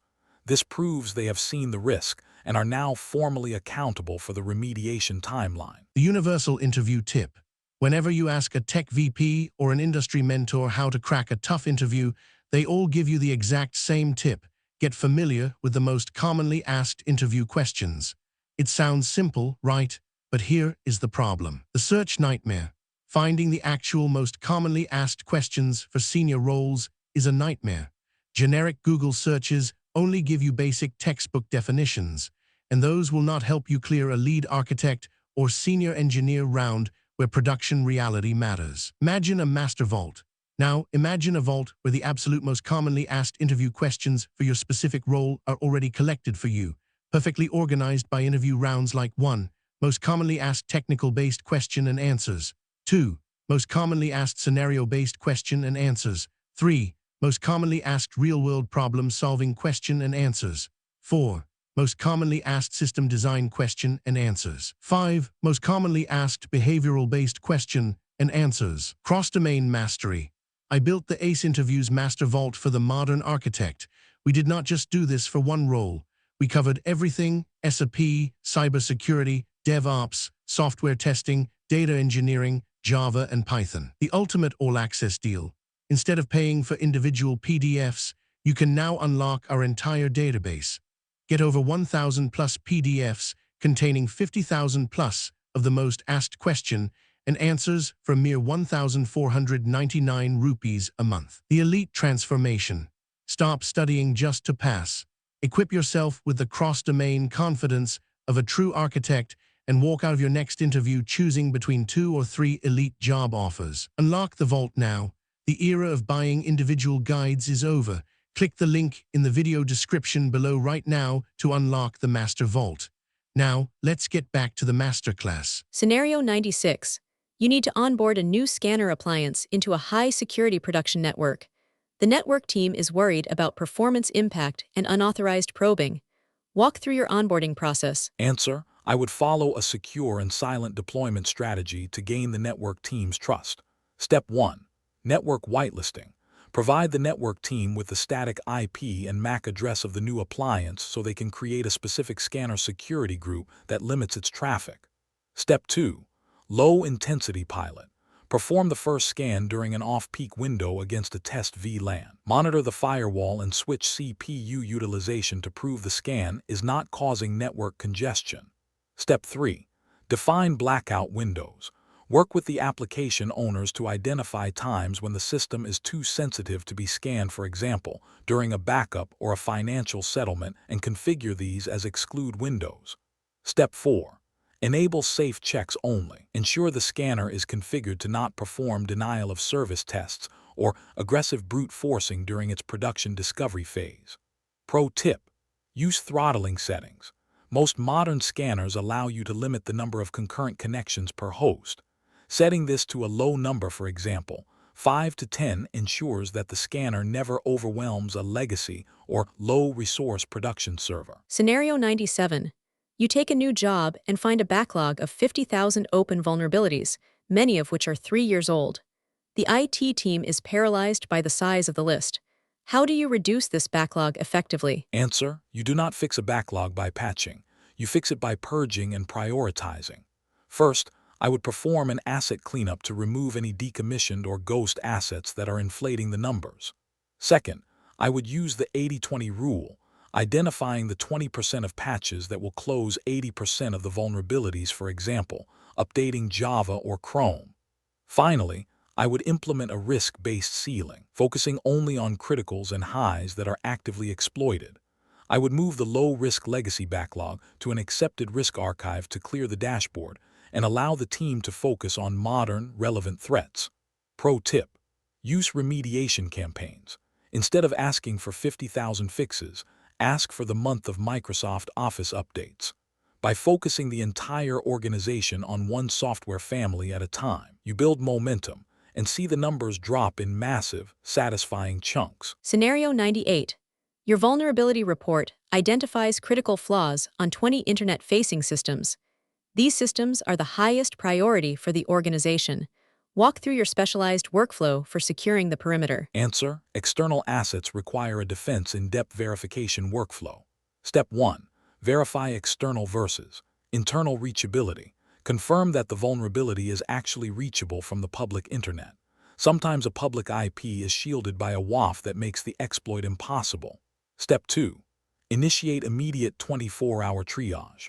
Because these are the first targets for attackers, I would bypass the standard ticketing queue and call the system owner directly. Step 3. Deploy virtual patching. Work with the edge security team to apply an emergency rule on the firewall or WAF to block the exploit pattern while the physical patch is being prepared. Step 4. Post-patch external validation. After the patch, run an external discovery scan to ensure no other shadow ports or services were accidentally opened during the maintenance window. Pro tip: use Shodan or Senzi's integration. Check if these 20 systems are appearing in public hacker search engines. If they are, the risk is extreme because attackers already know they are there and that they are vulnerable. Scenario 99. You need to create a vulnerability remediation report for the board of directors. They do not care about CVEs or technical jargon. How do you structure this report to be impactful? Answer: I would structure the report around business resilience and risk trends. I would show 3 key charts. 1. Our enterprise risk score trend over the last 6 months improving or worsening. 2. Our asset coverage, how much of the company are we actually watching. 3. Our SLA compliance by business unit, who is doing their part and who is not. I would conclude with a threat landscape summary, explaining how the VM program is protecting the company against the specific ransomware or state-sponsored threats currently in the news. This makes the security data relevant to their revenue protection mindset. Pro tip: use financial modeling. If possible, estimate the value at risk. Instead of saying we have 10 criticals, say we have secured 10 assets that process $5 million in daily transactions. This turns security into a business enabler. Scenario 100. You are tasked with improving a VM program that is currently failing, scans are irregular, tickets are ignored, and leadership has lost trust in the data. What is your 90-day turnaround plan? Answer: I would follow a stabilize, standardize, scale roadmap. 1. Days 1 to 30 stabilize. Fix the data quality. Perform a full authenticated scan of the entire environment to establish a clean, accurate baseline. Stop the false positive noise by tuning the scan policies. 2. Days 31 to 60 standardize. Formalize the rules of engagement. Define the SLAs, for example, 30 days for critical, and get executive sign-off on a mandatory remediation policy. 3. Days 61 to 90 scale. Automate the workflow. Integrate the scanner with the ticketing system Jira or ServiceNow and build the first executive dashboards to restore visibility and trust. 4. Ongoing. Launch a VM steering committee with the heads of IT and cloud ops to meet monthly and resolve the political bottlenecks that previously stalled the program. Pro tip: start with a quick win. Find one major, exploitable vulnerability on a high-profile server and help the IT team fix it in under 48 hours.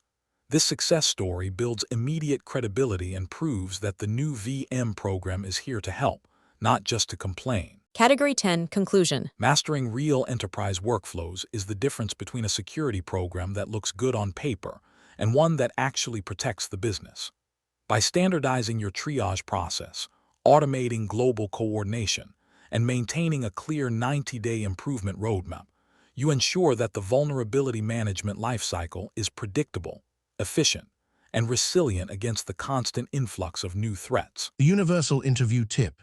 Whenever you ask a tech VP or an industry mentor how to crack a tough interview, they all give you the exact same tip. Get familiar with the most commonly asked interview questions. It sounds simple, right? But here is the problem. The search nightmare. Finding the actual most commonly asked questions for senior roles is a nightmare. Generic Google searches only give you basic textbook definitions, and those will not help you clear a lead architect or senior engineer round where production reality matters. Imagine a master vault. Now, imagine a vault where the absolute most commonly asked interview questions for your specific role are already collected for you, perfectly organized by interview rounds like 1. Most commonly asked technical-based question and answers. 2. Most commonly asked scenario-based question and answers. 3. Most commonly asked real-world problem-solving question and answers. 4. Most commonly asked system design question and answers. 5. Most commonly asked behavioral-based question and answers. Cross-domain mastery. I built the ACE Interviews Master Vault for the modern architect. We did not just do this for one role. We covered everything: SAP, cybersecurity, DevOps, software testing, data engineering, Java, and Python. The ultimate all-access deal. Instead of paying for individual PDFs, you can now unlock our entire database. Get over 1,000 plus PDFs containing 50,000 plus of the most asked question and answers for mere 1,499 rupees a month. The elite transformation. Stop studying just to pass. Equip yourself with the cross-domain confidence of a true architect and walk out of your next interview choosing between 2 or 3 elite job offers. Unlock the vault now. The era of buying individual guides is over. Click the link in the video description below right now to unlock the Master Vault. Now, let's get back to the Masterclass. Transition from Category 10 to Category 11. Operational workflows keep the engine running, but in a world where thousands of new vulnerabilities are disclosed every month, you cannot patch everything. To know what to fix first, you have to look outside your own network. We are moving from internal operations to external awareness. Welcome to Threat Intelligence-driven VM. Let's explore Category 11. Category 11. Threat Intelligence-driven VM scenarios. Threat intelligence is the radar for your vulnerability management program. This category tests your ability to prioritize based on how attackers are actually behaving in the wild. You will learn how to handle conflicting intelligence feeds, respond when your industry is specifically targeted, and justify emergency remediation for medium vulnerabilities that have suddenly become weaponized by advanced adversaries. Category 11. Threat Intelligence-driven VM 101 to 110. Here are the 10 scenarios for integrating external threat data into your remediation strategy. Scenario 101. Responding to active exploitation of a CVE rated only medium internally. Scenario 102. Managing operational shifts when a dormant vulnerability becomes weaponized. Scenario 103. Deciding prioritization when intelligence feeds provide conflicting exploit data. Scenario 104. Influence of industry-specific targeting on your remediation roadmap. Scenario 105. Responding to exploit kit support for internal vulnerabilities. Scenario 106. Handling intel that shows attackers bypassing your existing compensating controls. Scenario 107. Assessing risk for vulnerabilities with private but not public exploitation. Scenario 108. Managing operations resistance to emergency out-of-band remediation. Scenario 109. Prioritizing chained medium vulnerabilities identified by threat intel. Scenario 110. Resolving contradictions between vendor severity and threat intelligence. Total 10 scenarios for threat-informed VM. Let's dive in. Scenario 101. A premium threat intelligence feed reports that a specific CVE is being actively exploited by a state-sponsored actor. However, your internal VM tool and the vendor CVSS have rated this as medium because it requires local access. How do you respond to this intelligence? Answer: I would treat active exploitation as the ultimate severity override. I would execute the following steps. 1. Manual severity escalation. Manually upgrade the vulnerability status to critical in the VM dashboard, citing the specific threat intel report as the justification. 2. Identify target assets. Pull a list of all internal systems where this CVE exists and check their user access profile to see which systems have the highest number of local users. 3. Issue a threat alert. Notify the SOC and IT teams that the theoretical local access requirement is being bypassed or utilized in the wild, making the risk immediate. 4. Validate existing detections. Work with the detection engineering team to ensure the EDR can alert on the specific exploit techniques used by that actor for this CVE. Pro tip: use the contextual risk argument. A medium local vulnerability on a jump box or Citrix server is effectively a critical because these systems are designed for high-volume local access, which is exactly what the attacker needs. Scenario 102. A vulnerability in an older version of Java has existed in your environment for 6 months without being patched. Suddenly, Threat Intel reports that a new ransomware strain has added this CVE to its automated attack module. What changes operationally? Answer: this is a dormant to dangerous transition. I would shift operations into emergency mode. 1. Trigger campaign-based remediation. Immediately move the CVE into a high-priority remediation campaign with a 48-hour SLA for all internet-facing and high-value servers. 2. Force inventory verification. Since the vulnerability is months old, do not trust old scan data. Trigger a targeted scan to ensure you have the most current list of affected assets. 3. Consult ransomware playbooks. Check if the ransomware group uses specific lateral movement techniques after exploiting this Java flaw, and ensure those ports like SMB or RDP are hardened. 4. Alert the backup team. Advise the backup team to verify the integrity and immutable status of backups for the affected servers, as they are now primary targets for encryption. Pro tip: monitor exploit maturity trends. Most vulnerabilities follow a predictable life cycle. If a vulnerability reaches functional exploit maturity and is then adopted by a ransomware as a service RAS platform, the probability of exploitation jumps from 5% to 90% overnight. Scenario 103. You receive 2 conflicting intelligence feeds. One from a vendor says there is no evidence of exploitation for a CVE, while another from an industry ISAC reports active exploitation in the financial sector. How do you decide which to trust? Answer: in the case of conflicting intelligence, I follow the pessimistic first rule. I would prioritize the ISAC report information sharing and analysis center because industry-specific intelligence is usually closer to the front lines than a general vendor feed. I would verify the report by checking for shadow exploitation evidence, such as social media chatter from reputable researchers or GitHub commits for POCs. By assuming the exploit is real until proven otherwise, I protect the organization against zero-day lag where a vendor is simply too slow to acknowledge the threat. Pro tip: check the confidence score of the intelligence. Most high-quality feeds assign a score, for example, high, medium, low to their findings. If the ISAC has high confidence and the vendor has no data, the ISAC wins every time. Scenario 104. Threat intelligence indicates that an advanced persistent threat APT group is specifically targeting your industry, for example, healthcare or energy, using a collection of older vulnerabilities. How does this targeted intel influence your remediation roadmap? Answer: I would pivot from a global risk model to an industry-specific model. 1. Prioritize the APT toolkit. Create a custom dashboard that tracks only the specific CVEs identified in the APT's tactics, techniques, and procedures (TTPs). 2. Accelerate legacy patching. Even if the vulnerabilities are old, the fact that a group is actively using them against peers means they must be closed immediately, overriding the usual "it is too old to matter" pushback. 3. Collaborate with threat hunters. Share the list of targeted CVEs with the internal threat hunting team so they can look for existing low and slow beacons on systems that have those specific flaws. 4. Brief executive leadership. Use the industry targeting as a justification to request temporary resources or emergency maintenance windows that might otherwise be denied. Pro tip: use look-back analysis. If an APT is targeting your industry with specific CVEs, do not just patch.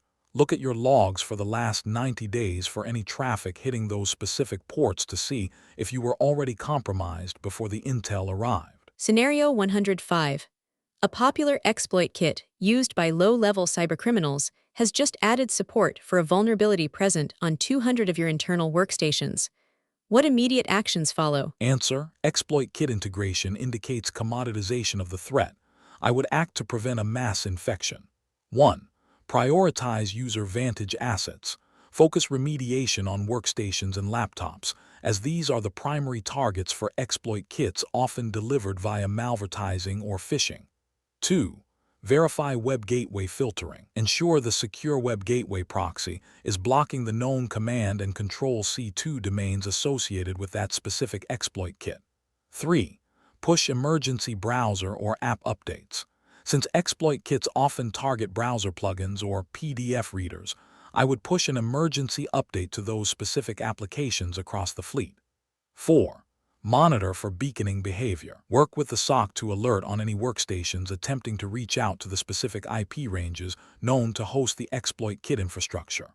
Pro tip: when a vulnerability hits an exploit kit, the number of attackers increases by 1,000 because it no longer requires technical skill to execute. This is why commoditized exploits often cause more total damage than sophisticated APT0 days. The universal interview tip. Whenever you ask a tech VP or an industry mentor how to crack a tough interview, they all give you the exact same tip. Get familiar with the most commonly asked interview questions.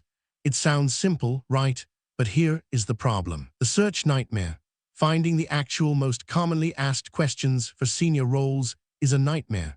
Generic Google searches only give you basic textbook definitions, and those will not help you clear a lead architect or senior engineer round where production reality matters. Imagine a master vault.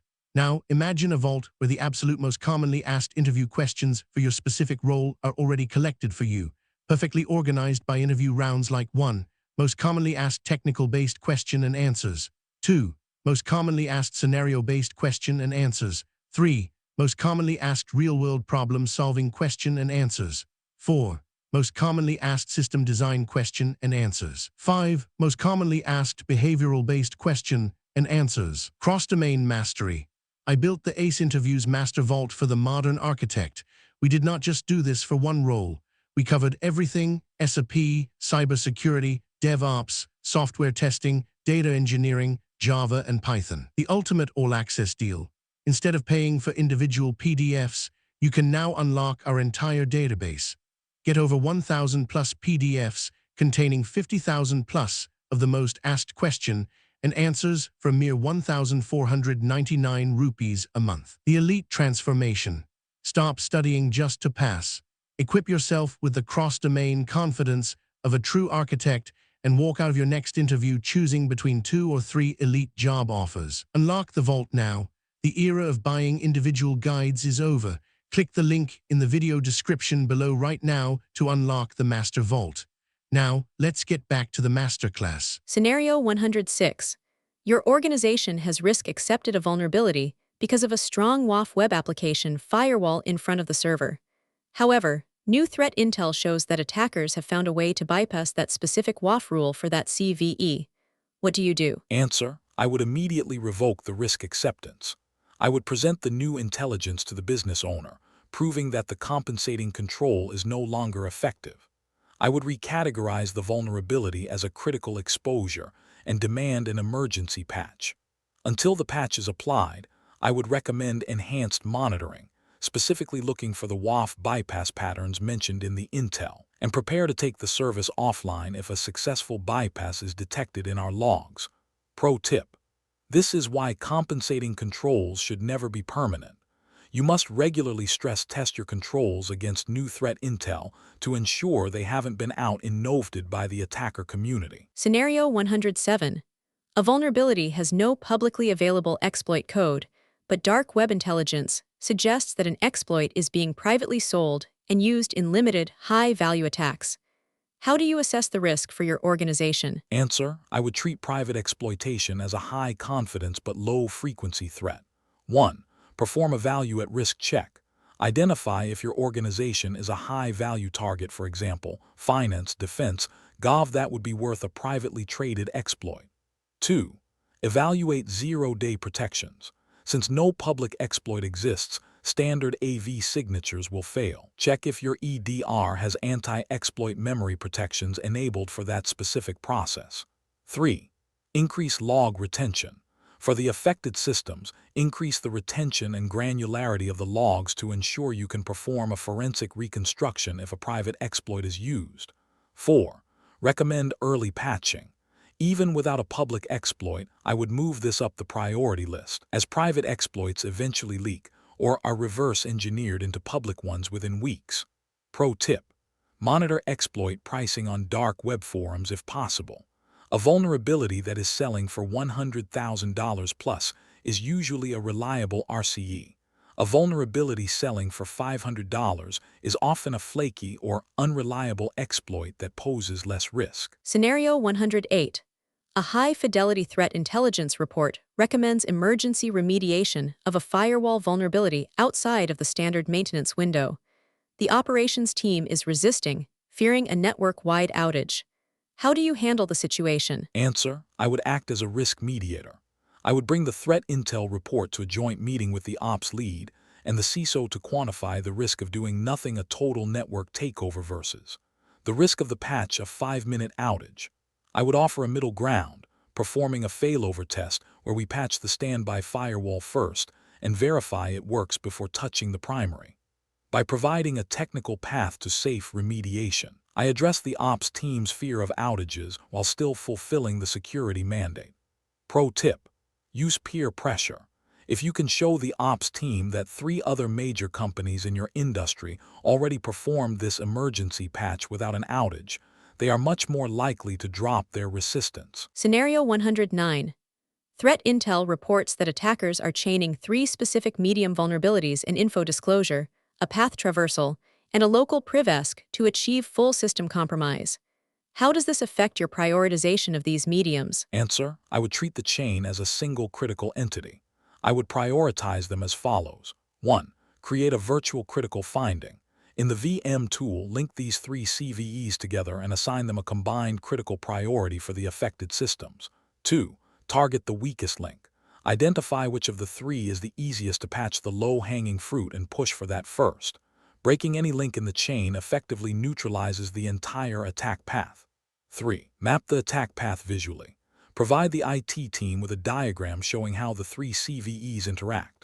This helps them understand that the medium findings are actually parts of a high-impact weapon. 4. Check for the chain enterprise-wide. Do not just look for one box with all 3. Look for lateral paths where an attacker uses a vuln on server A to reach a vuln on server B. Pro tip: this is graph-based vulnerability management. By moving beyond list-based patching and looking at adjacency and chaining, you can often stop a 10-step attack by fixing a single, low-effort vulnerability in the middle. Scenario 110. A major software vendor rates a new vulnerability as low because it requires significant user interaction. However, threat intel shows that attackers are using social engineering to successfully trick users at a high rate. Which rating do you trust? Answer: I would trust the threat intelligence over the vendor rating. Vendors rate based on technical complexity, but attackers operate in the world of human psychology. If the intel shows that the user interaction hurdle is being easily cleared by clever phishing, then the low rating is a dangerous lie. I would re-rate the vulnerability as high for all user-facing workstations and implement an immediate awareness campaign for the employees while the technical patch is deployed. Pro tip: use the SSVC stakeholder-specific vulnerability enumeration model. SSVC allows you to factor in exploitation status and exposure to determine a custom priority that reflects your organization's real risk, rather than relying on a vendor's generic out-of-the-box score. Category 11 Conclusion. Threat intelligence transforms vulnerability management from a checkbox exercise into a strategic defense. By leveraging external data to override static CVSS scores and identifying chain vulnerabilities used by real-world adversaries, you ensure that your limited remediation resources are always focused on the threats that have the highest probability of impact. Intelligence-driven programs do not just patch more, they patch smarter. The universal interview tip. Whenever you ask a tech VP or an industry mentor how to crack a tough interview, they all give you the exact same tip. Get familiar with the most commonly asked interview questions. It sounds simple, right? But here is the problem. The search nightmare. Finding the actual most commonly asked questions for senior roles is a nightmare. Generic Google searches only give you basic textbook definitions, and those will not help you clear a lead architect or senior engineer round where production reality matters. Imagine a master vault. Now, imagine a vault where the absolute most commonly asked interview questions for your specific role are already collected for you, perfectly organized by interview rounds like 1. Most commonly asked technical-based question and answers. 2. Most commonly asked scenario-based question and answers. 3. Most commonly asked real-world problem-solving question and answers. 4. Most commonly asked system design question and answers. 5. Most commonly asked behavioral-based question and answers. Cross-domain mastery. I built the ACE Interviews Master Vault for the modern architect. We did not just do this for one role. We covered everything: SAP, cybersecurity, DevOps, software testing, data engineering, Java, and Python. The ultimate all-access deal. Instead of paying for individual PDFs, you can now unlock our entire database. Get over 1,000 plus PDFs containing 50,000 plus of the most asked question and answers for mere 1,499 rupees a month. The elite transformation. Stop studying just to pass. Equip yourself with the cross-domain confidence of a true architect and walk out of your next interview choosing between 2 or 3 elite job offers. Unlock the vault now. The era of buying individual guides is over. Click the link in the video description below right now to unlock the Master Vault. Now, let's get back to the Masterclass. Transition from Category 11 to Category 12. Intelligence tells you what the enemy is using, but exposure management tells you what the enemy is seeing. An attacker does not care about your internal inventory. They care about what is reachable from the public internet. We are moving from threat intel to outside invisibility. Welcome to exposure management and attack surface management. Let's explore Category 12. Category 12. Exposure management and attack surface scenarios. The modern attack surface is fragmented, dynamic, and often invisible to traditional scanners. This category tests your ability to manage the external perimeter. You will learn how to handle forgotten domains, unexpectedly exposed admin portals, and the shadow IT that business units deploy without security review. Success here requires a hacker's mindset, identifying the easiest way into your organization before an adversary does. Category 12. Exposure management and attack surface 111 to 120. Here are the 10 scenarios for mastering the visibility and security of your external perimeter. Scenario 111. Investigating ownership for forgotten internet-facing systems identified in scans. Scenario 112. Managing the sudden appearance of a newly exposed administrative portal. Scenario 113. Analyzing the risks of expired corporate domains now controlled by external parties. Scenario 114. Maintaining visibility for rapidly changing internet-facing cloud assets. Scenario 115. Responding to business units deploying applications directly to the internet. Scenario 116. Remediation strategies for shadow SaaS platforms hosting sensitive business data. Scenario 117.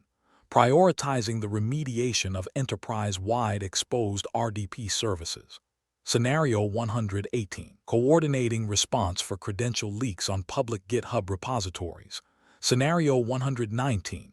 Stabilizing exposure visibility following a large-scale corporate merger. Scenario 120. Interpreting gaps between attack surface management tools and VM scans. Total 10 scenarios for attack surface management. Let's dive in. Scenario 111.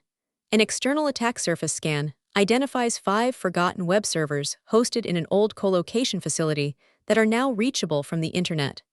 These systems are running unpatched versions of PHP, creating a risk of total compromise. How do you investigate ownership and secure these assets? Answer: I would treat these as orphaned assets and use the following forensic investigation steps. 1. Analyze SSL or TLS certificates. Check the common name CN and subject alternative name SN on the certificates. Often, these point to a specific business unit or a project name from the past. 2. Perform DNS history lookups. Use tools like Passive Total to see which internal host names previously mapped to these public IPs, helping to identify the original internal owner. 3. Review network ingress logs. Work with the network team to see which internal databases or services these forgotten servers are still communicating with to determine their current purpose. 4. Execute a safe shutdown strategy. If no owner is found in 24 hours, recommend blocking access at the firewall. If a business process breaks, the owner will surface immediately via the help desk. Pro tip: look for favicon hashes. Unique icons used on web portals can be searched in tools like Shodan to find other related infrastructure, often revealing a forgotten marketing or dev cluster that belongs to the same owner. Scenario 112. A monitoring tool alerts you that a new administrative login portal has appeared online for a critical cloud application. This portal was not scheduled for release and lacks multi-factor authentication. What are your first actions? Answer: I would treat this as an unintentional exposure incident and follow this triage path. 1. Verify the source account. Check the cloud activity logs, for example, CloudTrail, to identify which developer or automated CI and CD pipeline triggered the deployment. 2. Assess the authentication strength. Perform a quick manual test to see if the portal allows default credentials or is vulnerable to SQL injection, which would make the risk immediate. 3. Enforce IP restriction. Request an immediate firewall or WAF rule to restrict access to this portal to only the corporate VPN range while the deployment is reviewed. 4. Consult the product manager. Determine if this is a shadow feature deployment or a misconfiguration in the application's ingress rules that accidentally exposed a private service. Pro tip: use automatic WAF shielding for any new admin or login paths detected by your attack surface tool. Have a pre-configured WAF policy that automatically blocks non-corporate traffic until a security review is signed off. Scenario 113. You discover that several domains previously owned by your company have expired and are now controlled by external parties. These domains are still linked in old customer emails and internal documentation. What risks concern you most, and how do you respond? Answer: my primary concern is brand impersonation and credential harvesting. An attacker can host a look-alike login page on these domains to steal customer credentials or distribute malware. I would also worry about subdomain takeover if any of our active DNS record CNAMEs still point to these expired domains. I would respond by requesting the legal team to attempt to repurchase the domains, and I would work with the SOC to monitor for any phishing campaigns originating from these specific URLs. Finally, I would initiate a DNS cleanup to remove all stale pointers from our active zones. Pro tip: use DMARC and SPF monitoring. Attackers often use expired domains to send authentic-looking emails that bypass spam filters because the domain still has a historical reputation. Regularly auditing your domain inventory is a critical, non-technical part of exposure management. Scenario 114. Your organization is deploying hundreds of new internet-facing assets every week across multiple cloud providers. Your weekly vulnerability scan is consistently out of date within 24 hours. How do you maintain exposure visibility? Answer: I would transition from periodic scanning to continuous monitoring. 1. Implement cloud-native discovery. Enable public access alerts in AWS or Azure or GCP that trigger a notification the moment a security group or network ACL is set to 0.0.0.0/0. 2. Use agentless EASM. Deploy an external attack surface management EASM tool that scans your known domain space daily and alerts on any new subdomains or open ports in real time. 3. Integrate with CI and CD pipelines. Require that every infrastructure as code IAC deployment includes a step that registers the new public IP or DNS with the VM tool for immediate scanning. 4. Monitor passive intelligence. Use services like Shodan or Senzi's API to receive alerts whenever their global scanners see a new asset belonging to your organization's IP space. Pro tip: focus on shadow subdomains. Developers often create dev.company.com or test.company.com on their own without telling security. Monitoring your certificate transparency CT logs is the fastest way to find these new subdomains, the moment an SSL certificate is issued. Scenario 115. A business unit has deployed a customer-facing marketing analytics application directly to the internet, bypassing the standard security review and the corporate WAF. They claim they needed to move fast for a launch. How do you respond? Answer: I would treat this as a governance breach and prioritize shadow containment. I would meet with the BU lead and explain the risk of lateral movement, how a breach of their analytics tool could expose the entire customer database. I would then offer an accelerated onboarding path. We will allow the app to stay online only if it is immediately moved behind the corporate WAF and undergoes an automated critical-only scan. By providing a fast path to compliance, I reduce the BU's incentive to bypass security in the future. Pro tip: implement network-level detection. Use a tool that monitors for any traffic originating from your internal IP space to new public IPs. This catches shadow deployments at the moment of outbound communication, allowing you to intercept them before they are fully public. The universal interview tip. Whenever you ask a tech VP or an industry mentor how to crack a tough interview, they all give you the exact same tip. Get familiar with the most commonly asked interview questions. It sounds simple, right? But here is the problem. The search nightmare. Finding the actual most commonly asked questions for senior roles is a nightmare. Generic Google searches only give you basic textbook definitions, and those will not help you clear a lead architect or senior engineer round where production reality matters. Imagine a master vault. Now, imagine a vault where the absolute most commonly asked interview questions for your specific role are already collected for you, perfectly organized by interview rounds like 1. Most commonly asked technical-based question and answers. 2.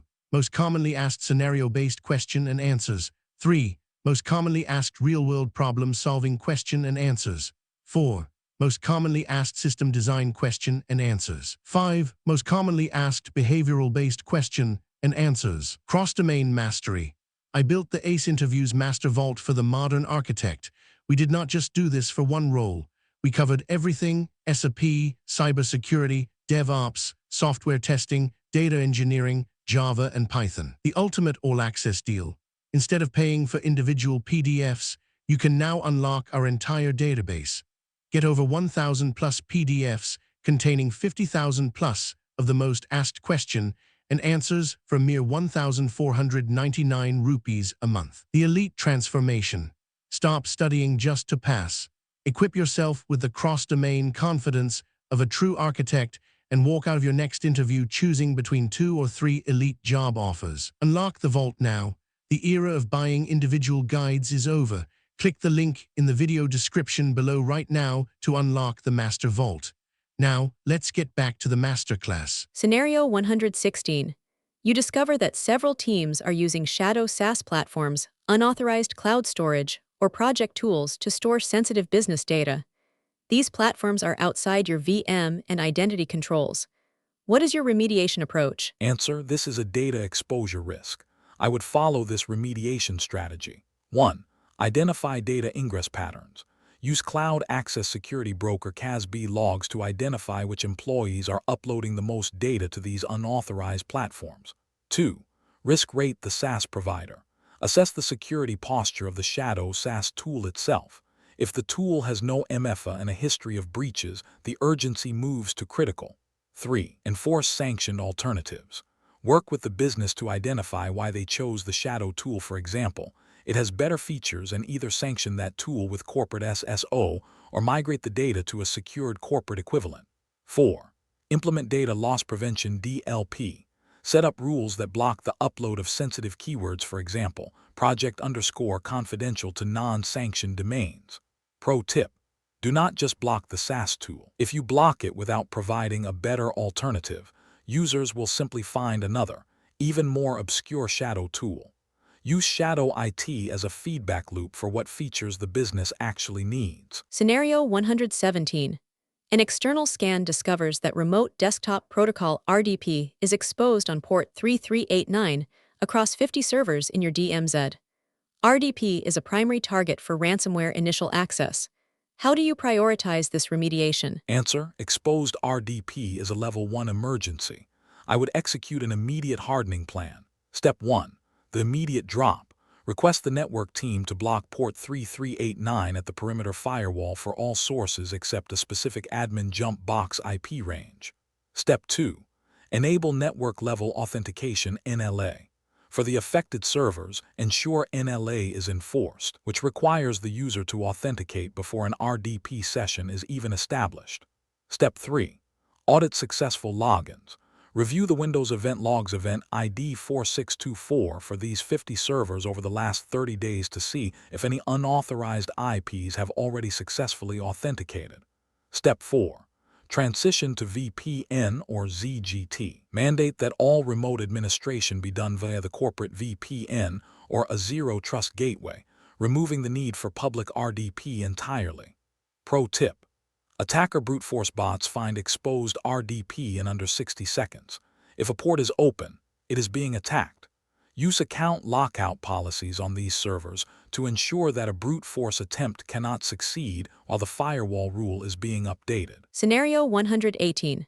A security researcher notifies you that a public GitHub repository managed by a former employee contains a hard-coded credential for a database server that your VM scans show is currently vulnerable to SQL injection. What teams must coordinate, and what is your response? Answer: this is a multi-vector crisis. I would coordinate an emergency task force including the SOC to monitor for exploitation, identity team to rotate the leaked credential, DevOps to remove the GitHub repo, and database team to patch the SQL injection. My primary concern is that the leaked credential makes the SQL injection vulnerability 100% easier to exploit. I would revoke the credential first, as that is the fastest kill switch, and then focus on the vulnerability remediation of the SQL server. Pro tip: use secret scanning tools like TruffleHog in your CI and CD pipeline. This prevents the consequence from ever happening by blocking any commit that contains a recognizable API key or database password before it ever hits GitHub. Scenario 119. Following a rapid corporate merger, your organization's external attack surface has increased by 300% overnight, including hundreds of unmapped IPs and domains from the acquired company.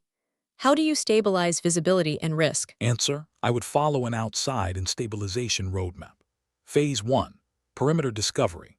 Run a high-speed discovery scan of the acquired company's entire public IP range to identify what is listening and where is the web ports 80 or 443. Phase 2. Risk categorization. Prioritize the high-value assets, such as those with admin in the URL or those running known vulnerable legacy software, for example, old versions of IIS. Phase 3. Centralized EASM. Onboard the new domains into your corporate attack surface management tool to receive real-time alerts on any changes in their perimeter. Phase 4. Governance alignment. Force the acquired company to move their internet-facing assets behind the parent company's WAF to provide an immediate safety net while you begin deep vulnerability scanning. Pro tip: mergers are open season for attackers. They know that IT teams are distracted by integration tasks. Focus 100% of your energy on external exposure in the first 30 days of a merger to prevent an entry via the new, unmanaged perimeter. Scenario 120. Your external attack surface management (EASM) tool identifies 200 web assets that are completely missing from your vulnerability management (VM) scan reports. What does this gap indicate, and how do you resolve it? Answer: this indicates a discovery gap between the outside in view what an attacker sees and the inside out view what your scanner knows. It usually happens because the VM scanner is configured with a static list of IP ranges, while the EASM tool is dynamically finding new assets via DNS and SSL certificate associations.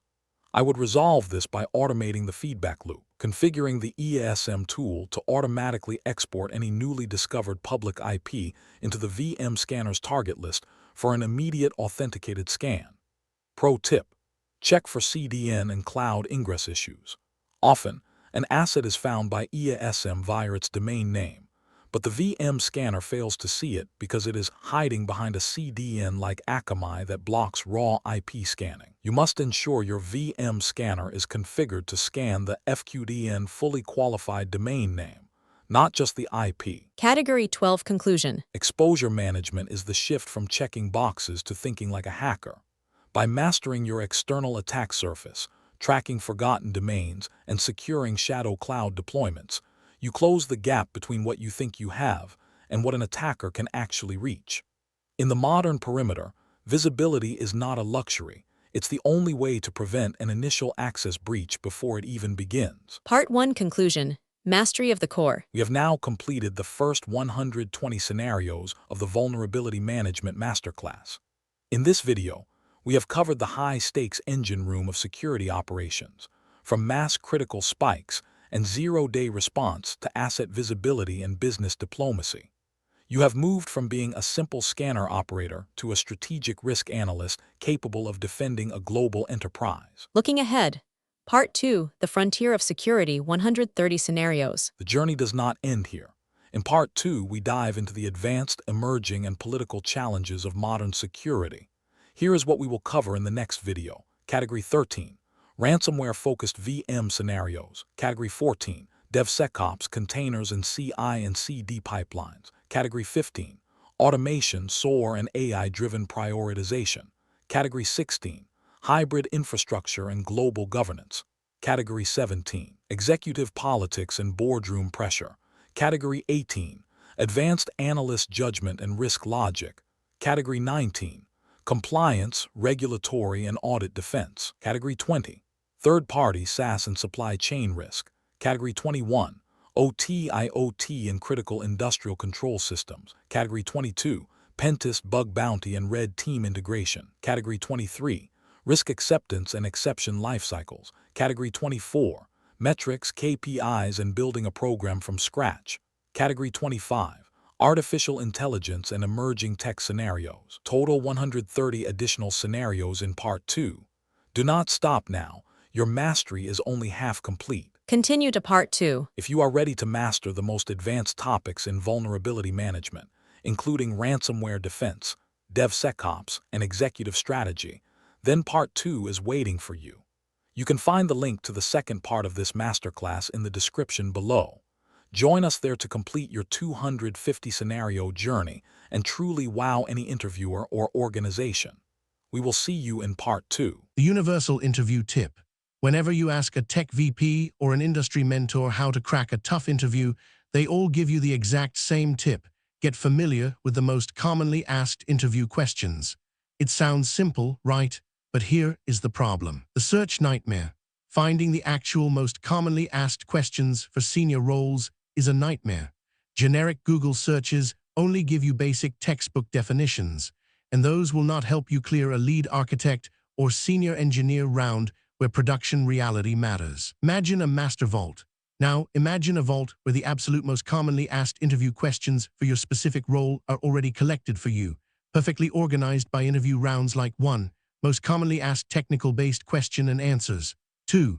Most commonly asked scenario-based question and answers. 3. Most commonly asked real-world problem-solving question and answers. 4. Most commonly asked system design question and answers. 5. Most commonly asked behavioral-based question and answers. Cross-domain mastery. I built the ACE Interviews Master Vault for the modern architect. We did not just do this for one role.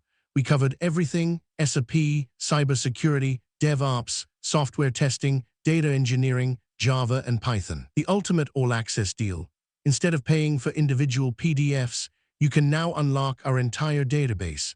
Get over 1,000 plus PDFs containing 50,000 plus of the most asked question and answers for a mere 1,499 rupees a month. The elite transformation. Stop studying just to pass. Equip yourself with the cross-domain confidence of a true architect and walk out of your next interview choosing between 2 or 3 elite job offers. Unlock the vault now. The era of buying individual guides is over. Click the link in the video description below right now to unlock the Master Vault.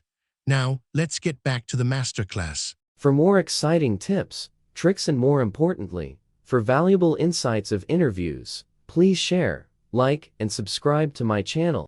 It has a lot of valuable information about various insights of interviews. It has a wide range of real-world portfolio projects of various technologies for interviews, and it Has wide range of most asked interview questions and answers of various technologies like data science, SAP, AWS, DevOps, and full-stack web development, and more. That will be useful during interviews. It has a wide range of most asked interview questions and answers and real-world portfolio projects of various technologies for freshers. For 2 to 3 years, experienced candidates, and for 5 or above years, experienced candidates to test their skills by knowing most asked interview questions and make themselves ready for interviews.